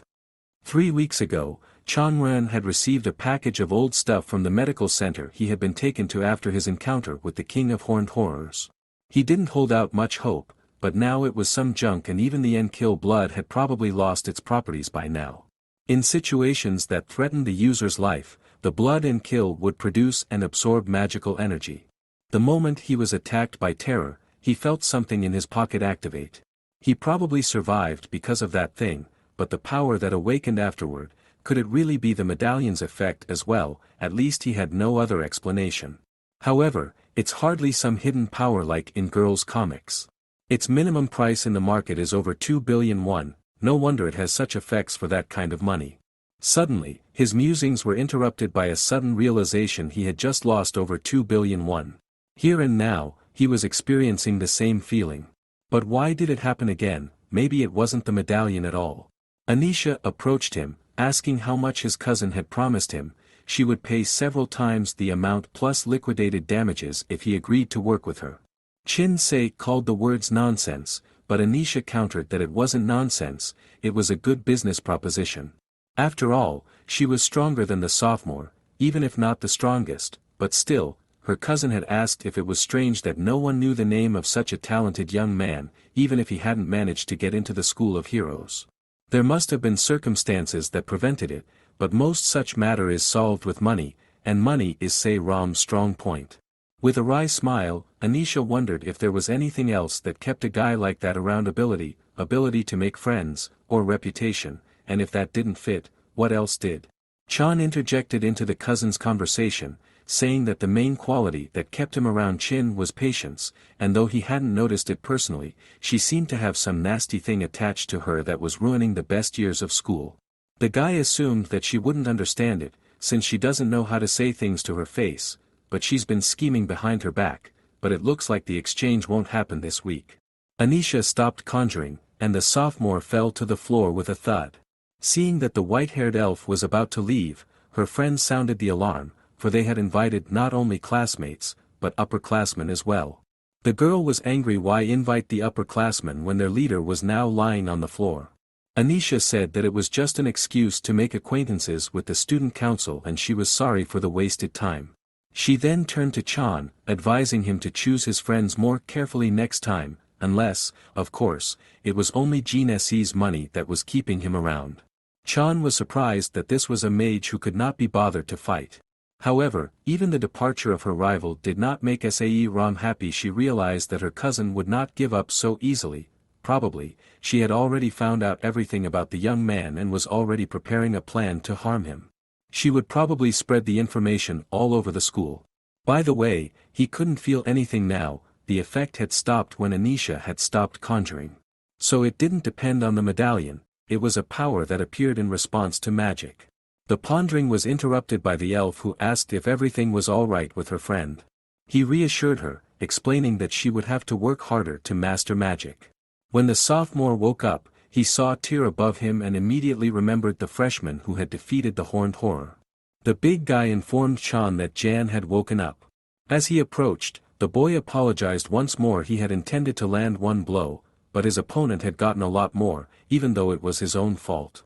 Sang-young was quick to say it was his fault. He didn't even know he was dealing with the hero of the Kwangak district tragedy, so he acted like a pig, but it was good that he didn't fight at full strength. Chan stated that he didn't think the sophomore had a chance of winning anyway. Although their stats were almost the same, it felt like the opponent didn't know how to control his emotions. There were also some moments where habits were evident. While Jan lay unconscious, the young man had time to analyze the records of the battle. The first was the center of gravity, the fact that before the arms went into action, the supporting leg shook slightly. There are a couple other things that Chan pointed out in the notes. Chin Se assumed that the senior was very surprised right now. It was understandable, money couldn't buy such an analysis. Jiang did wonder how Changren had been able to notice all that, and Chang asked if Sang Yun knew about his shortcomings, and Sang Yun replied that he knew some of the information, but he was ashamed of his behavior. Chan reassured him, saying that he had paid for his mistake in full. The guy said that since the sophomore had come to practice, he could familiarize himself with the notes and then put the phone down, and if he left his number, there would be an opportunity to forward it. Stepping back, Chan complained about the senior's friends who'd left him unconscious, and Tyr suggested that he must be hurting right now. Chin Se said that since everyone was done, she could at least talk about the basic concept of magic. In simple terms, magic power is like fuel for magic, and the quality of that fuel depends on its performance. Chang asked whether it was quality or quantity, and Tyr explained that it was quality, because if you compare it by quantity, there is not much difference between humans and, for example, elves. Chin Sae said that her magic at level C was the lowest level from which it could be used successfully attacking the enemy or putting buffs on the abilities of her comrades. For those like them who don't consider themselves mages, it would also be useful to learn how to put buffs on their abilities. Chan asked if he could learn it over the weekend. Chin replied that it was theoretically possible, but it takes beginners 1 to 2 weeks just to set up. Besides, she had only studied long-range buffs, but suddenly Jiang Sanyang intervened in the conversation and said that he could help with it if they agreed to learn from him. After all, he was the best at mastering self-buffs in his course. Chapter 41. Changren couldn't believe his eyes and feelings when he got to create a small fire, an F-rank spell used during camping or emergency situations. However, Chan said that it would have been stranger if the young man hadn't been able to do it, because anyone with the skills present could use magic, you just had to figure out how to awaken it. Chan asked with interest what they would do next, create more fire or maybe water. However, the older student said that for now he should just keep the small fire and concentrate on himself. Seeing Chan's surprised look, the mentor explained that feeling magic in the first class was like trying to catch a cloud, that you couldn't feel something you had never used. However, the situation was different now. Chan had managed to create a small, but still a spark. In other words, he himself didn't even notice that he had activated his magic powers. This is the initial stage of sensing. Now Sanyang asked his student to concentrate and try to hold that spark, and if he felt anything inside, that would be the first step. Chan closed his eyes and suddenly said that he felt some kind of tingling sensation, as if a current was spreading upwards all over his body. The young man asked, "Is this it or not?" At first, the mentor was confused. He thought it would take him all weekend, but he was able to achieve it in less than a minute and confirmed his hunch by saying that it was probably the same sensation. Chan went on to describe his sensations. It felt to him as if there were hundreds of wires inside his body with electricity flowing through them. There are 2 parts of the human body that are responsible for magical power. The core, which is just above the navel, is responsible for mana. And the electrical circuitry coming out of the nucleus spreads that mana throughout the body, and there are just over 127 threads in that circuitry. Meanwhile, Chin Sae Ram had taken to teaching magic to Tyr Belkacen and asked if he could play any instruments. The classmate replied that he had studied the piano until he was 10 years old. Then Chin created a thunder fist, a D-rank spell. Although this ball filled with lightning can be launched at a speed of 200 km per hour, its killing power is quite low. The elfess explained to her classmate that she didn't move much when creating this ball. Despite popular belief, creating magic isn't such a noisy activity. It's like playing the piano when one presses a certain key at a certain time, and it's the same with magic. The system inside the body consists of 127 strings or keys from which you select the right ones in a special order and at a special time. That's how magic is used. Tyr asked what would happen if the order and timing were disturbed. Would there be a risk of improper effects? She explained that if the errors were small, it would not affect anything, but the more complex and powerful the magic, the higher the probability of failure, even with the slightest mistake. Naturally, the danger to oneself would also increase from a failed throw. Chin Se drew her classmates' attention to the thunder fist she had created, and although it was only a D-rank spell, it was enough to send an inept user into a blackout for half a day, and if you took even C-rank magic, a single mistake could be fatal. Therefore, it is very important that the front line cover the mages during the battle, because it is very difficult to maintain concentration in an emergency situation. The girl asked if the young man could sense magic, and Tyr said that he sometimes practiced it, but he wasn't quite capable of it yet. Shin-sei explained that it would be enough to learn only the basic techniques so that there would be enough for the buffs, as the tank didn't need to understand all the intricacies of the art. Chan watched with a smile as his friends, who not long ago had been afraid to even cross their eyes, interacted.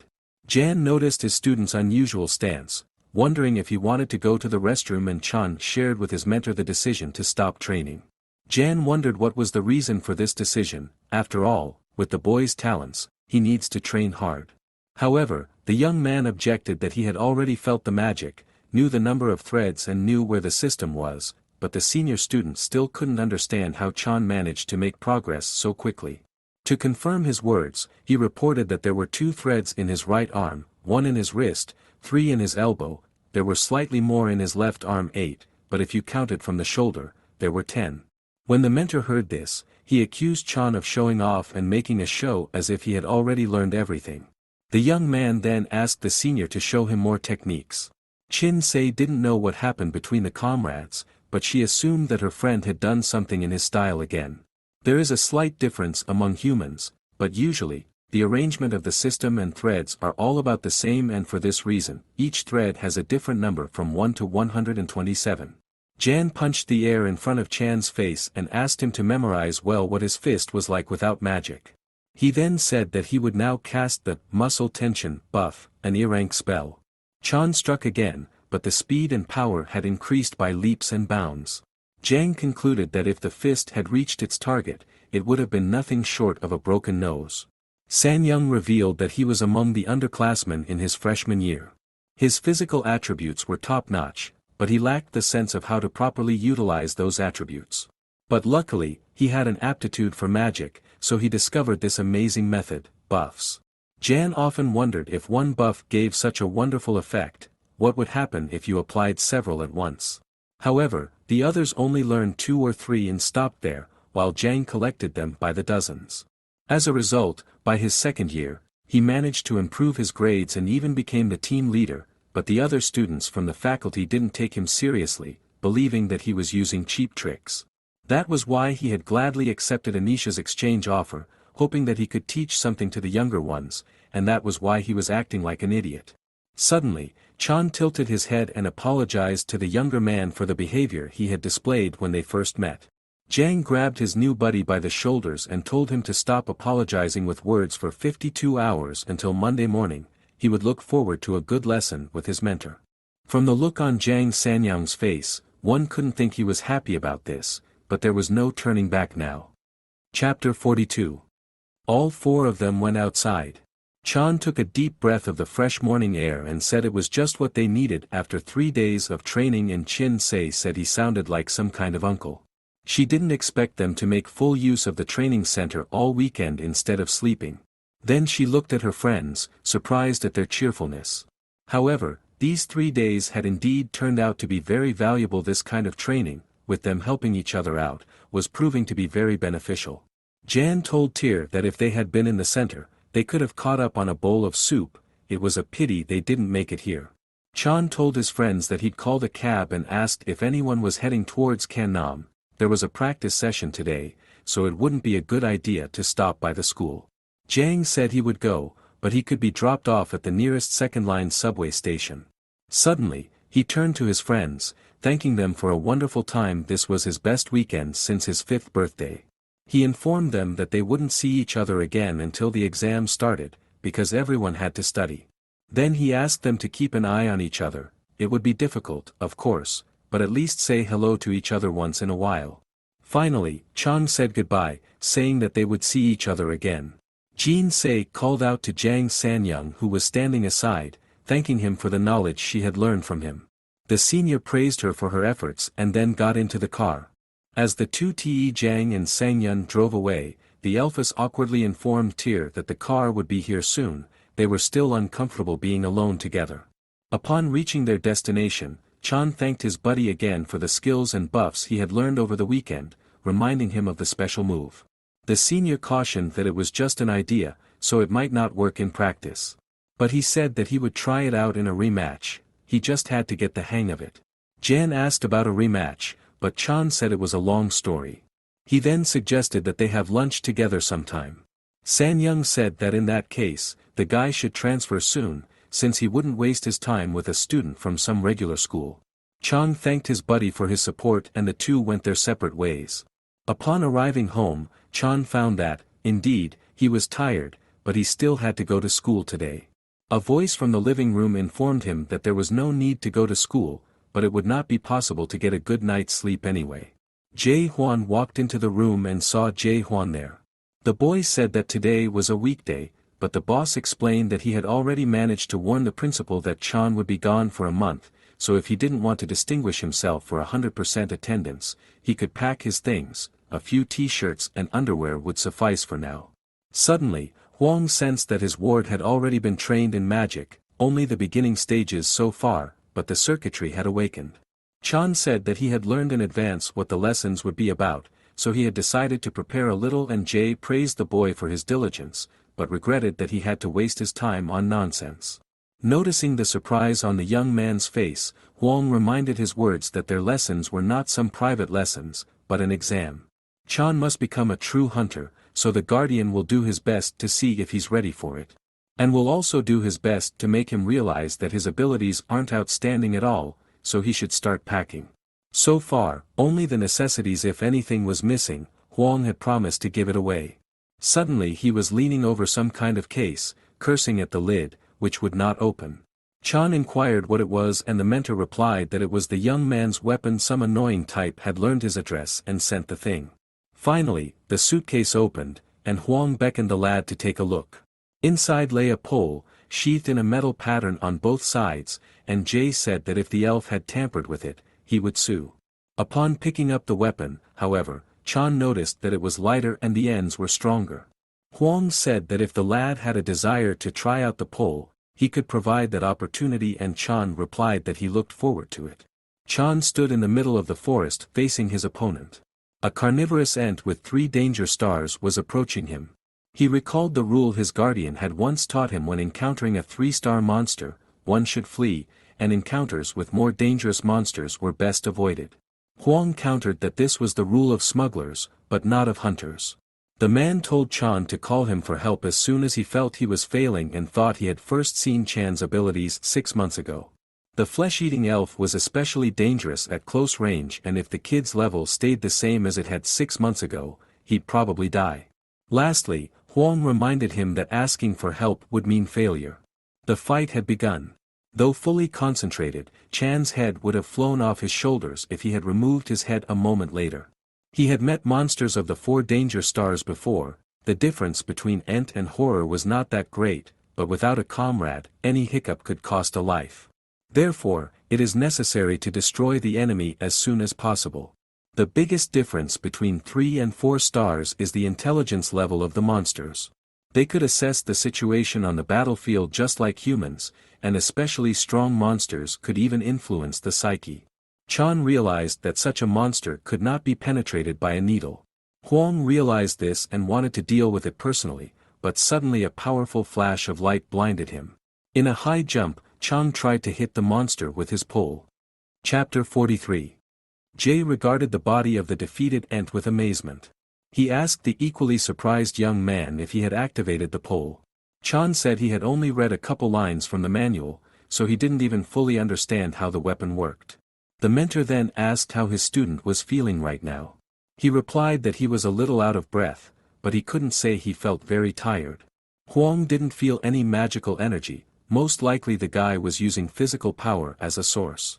It was a rather old mechanism, no big deal, since you also needed to expend some of your strength and energy to maintain the weapon. However, the blow he had seen a few minutes earlier, the result of such power would definitely not be a simple puff of breath. Huang concluded that Chan was just lucky if he hadn't had that thing. The former ranker would have been taught a good lesson, and the young man laughed, telling his mentor that this fight could be considered lost. The man informed him that he hadn't even hoped for a different outcome. He sat down in a tree and lit a cigarette, explaining that he didn't consider his mentee's abilities to be low, on the contrary, he had good qualities, with his combat power alone reaching the gold level. In all his time, Huang had met no more than a dozen hunters stronger than Chan, and all of them had died because of monsters that were below their rank. Suddenly, a huge elf rose from the ground. It seemed to have the ability to regenerate, healing most injuries. Chan stood in front of it, taking a fighting stance. Suddenly Huang jumped up from his seat, seeing the monster take up the exact same stance, only it didn't have a weapon in its hands. It seems that this monster has the ability to perceive a situation and adjust to it, and the incredible efficiency comes as a bonus. Seeing Chan throwing blow after blow in an unsuccessful attempt to find a weakness, Jay shouted that no matter how powerful the weapon was, it was impossible to defeat this opponent without understanding the basic method of attack, at least not in the time allotted. The mentor jumped down and covered the exhausted boy. Just in case, he asked if he was willing to end the fight and admit defeat. The young man asked what he should have done. After some thought, Huang replied that the best thing to do in such a situation was to run away. The apprentice asked to stop joking, but the man spoke in complete seriousness. One had to escape from the enemy and lure him to a place where he could not regenerate. There were 3 ways in which one could defeat a carnivorous enthus. The first and most effective is to lure it to a place where it cannot absorb nutrients, so that as long as it is on the surface of the ground from which it feeds, it will regenerate without end. A good solution would be to lure the ant onto a cliff or into an abandoned building. However, Chan didn't do that, for he tried to defeat it with the only tactic he knew: find a weak spot and crush it. Suddenly, the monster broke through the barrier and rushed straight for his friends.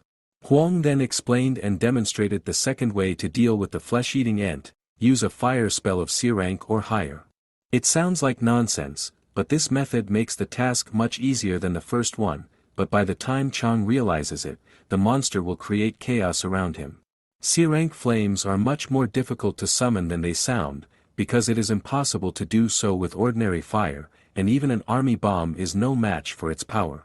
Back in the days before good magic spells, many great hunters had fallen precisely because they didn't know how to fight them. Jay asked the guy how he was feeling, and for sure, his mood was lousy now, because losing to a monster is much more hurtful than to a human. The feeling of regret and loss is much greater than the joy of gaining new knowledge.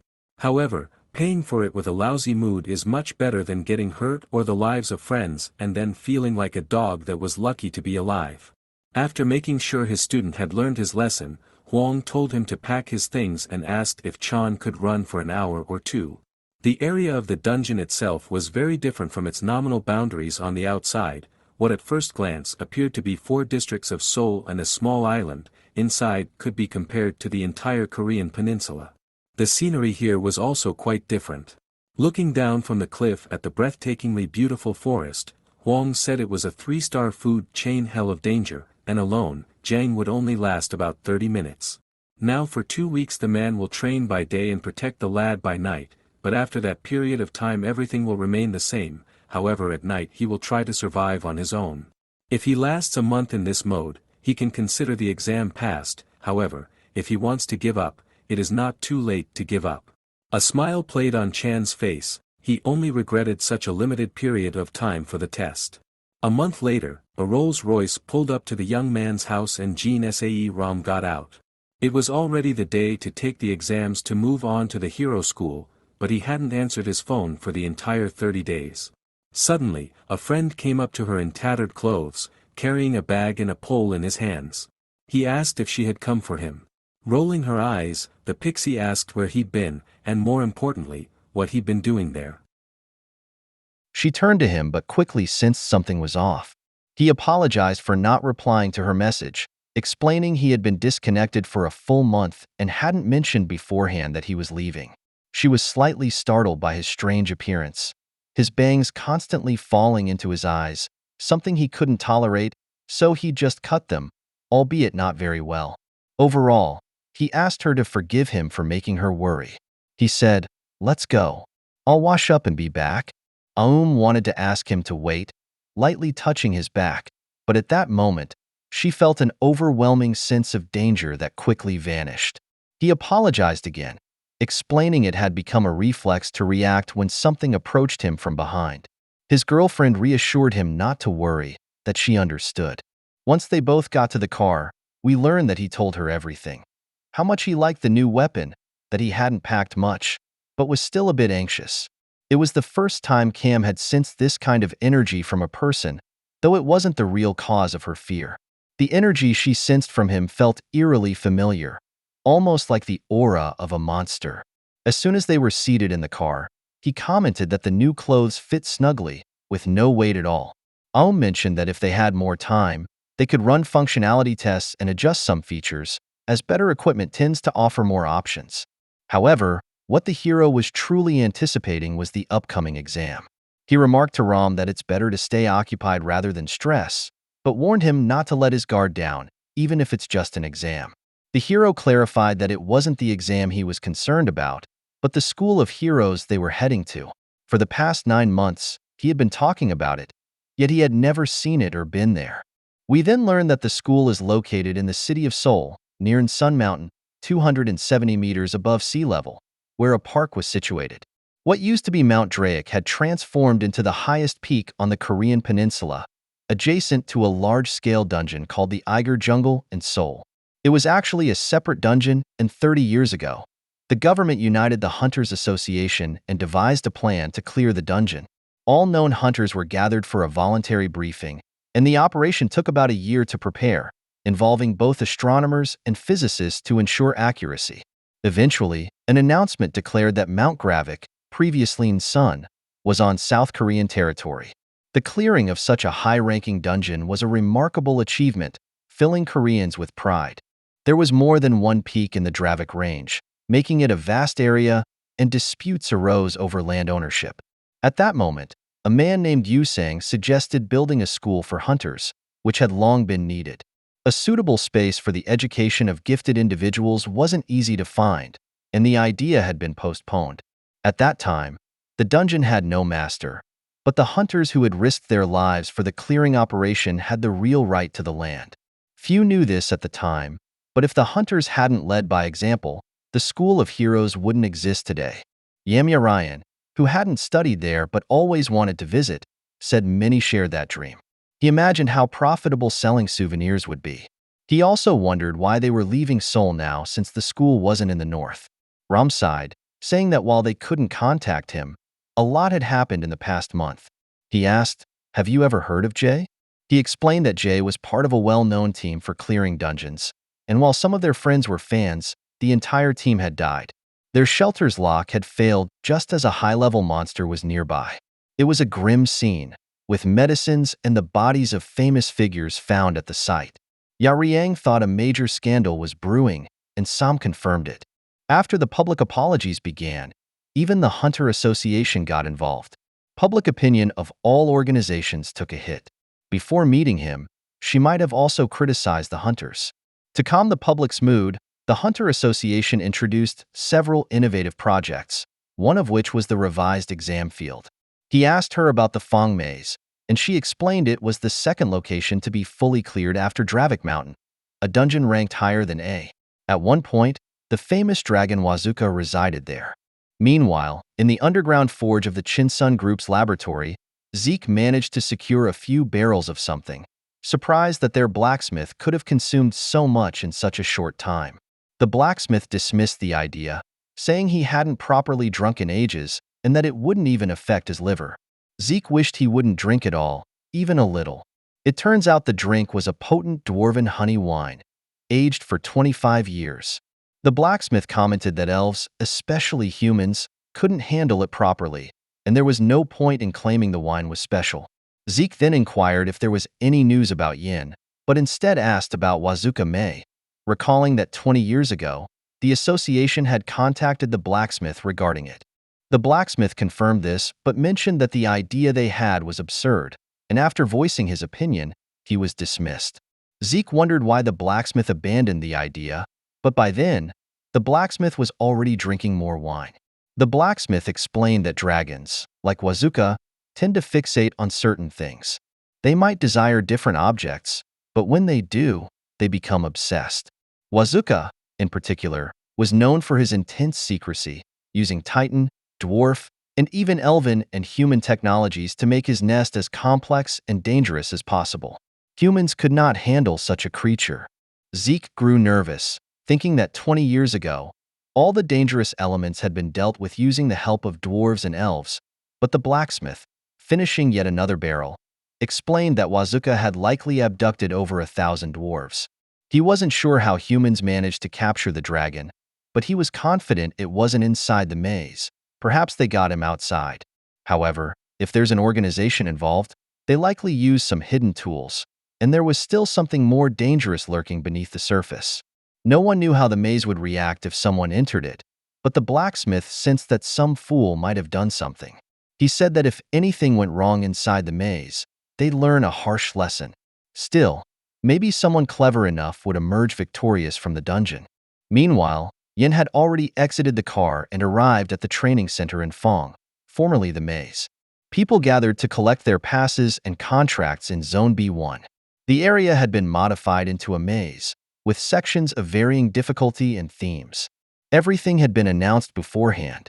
Cram mentioned that it was the first time such a test was being held, and no one had any prior information. This could work in favor of our protagonist, but too many people had shown up.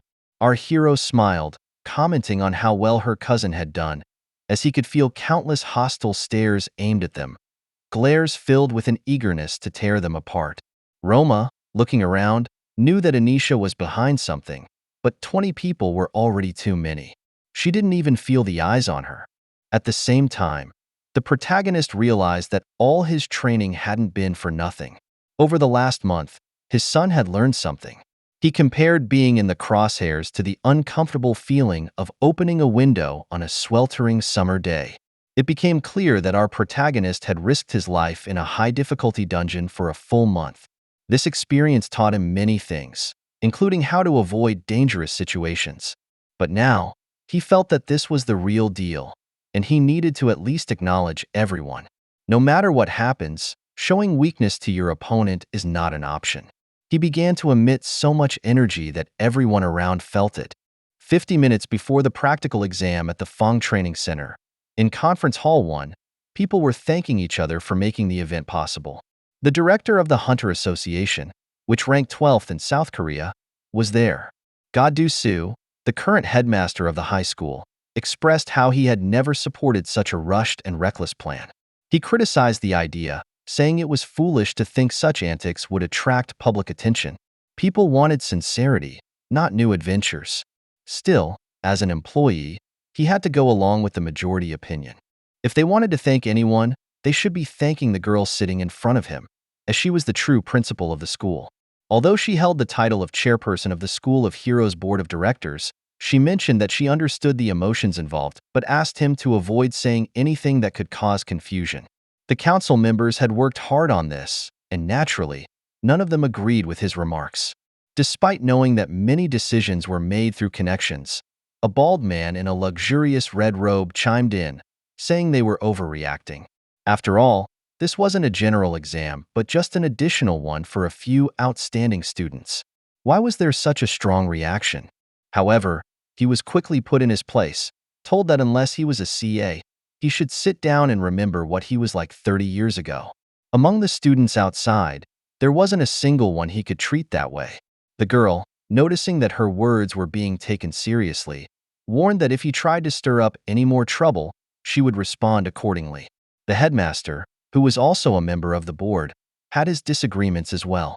Everyone present had been anticipating that this tension would eventually explode, but no one expected what happened next: the appearance of an unexpected candidate unrelated to the situation. As they all felt this person's presence, they turned their gaze toward the street. The elderly man left the office and began speaking with another teacher, asking him to tell the other staff member that he should be the focus of criticism because everyone in Korea knew that the chairman of the association was merely a puppet. Yuri, meanwhile, asked Teacher Kong if he found his words disrespectful.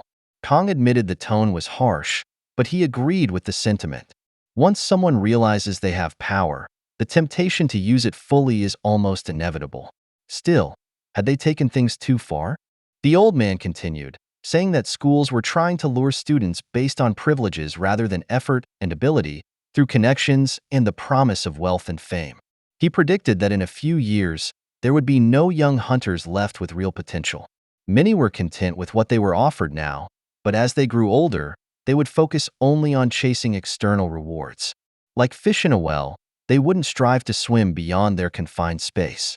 He suspected that the chairman's only request this time was to let relatives or acquaintances of those in power take the exam. The old man then asked Teacher Kong again if his words were too harsh. Despite the growing pressure on current students, they didn't want to admit it. Kong reassured him that nothing drastic would happen. The old man, still feeling the tension, commented on the shared aura everyone felt. They chuckled nervously, realizing how it weighed on them, even though it was impossible to identify the source.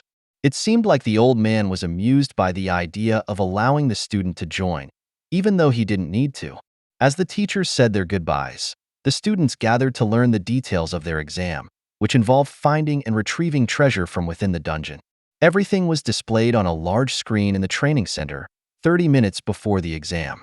Our protagonist listened carefully, realizing that the rules were simpler than he had imagined. He even thought it might be difficult to score or rank. He signed a waiver acknowledging the risk of injury, but noted that even if everyone passed the test, treasures would still remain in the dungeon. There was no limit to the number of people who could pass. However, with over 100 participants entering, our hero felt confident.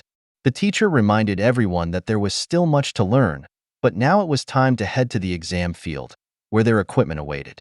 Yin was frustrated that he couldn't use his phone, but he knew he'd meet Saram soon.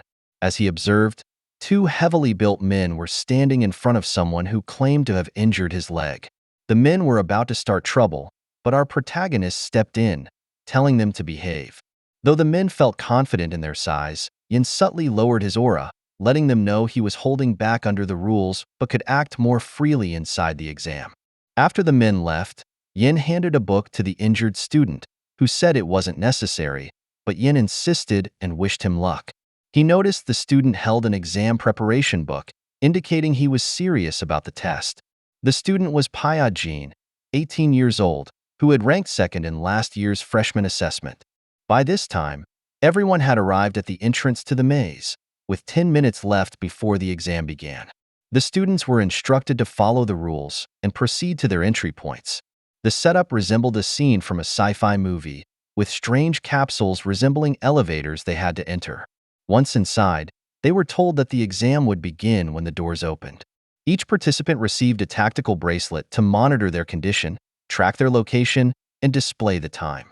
As they neared the labyrinth, which was once called the Baskin Abyss, there were concerns about safety, but no one could predict what might be hidden inside.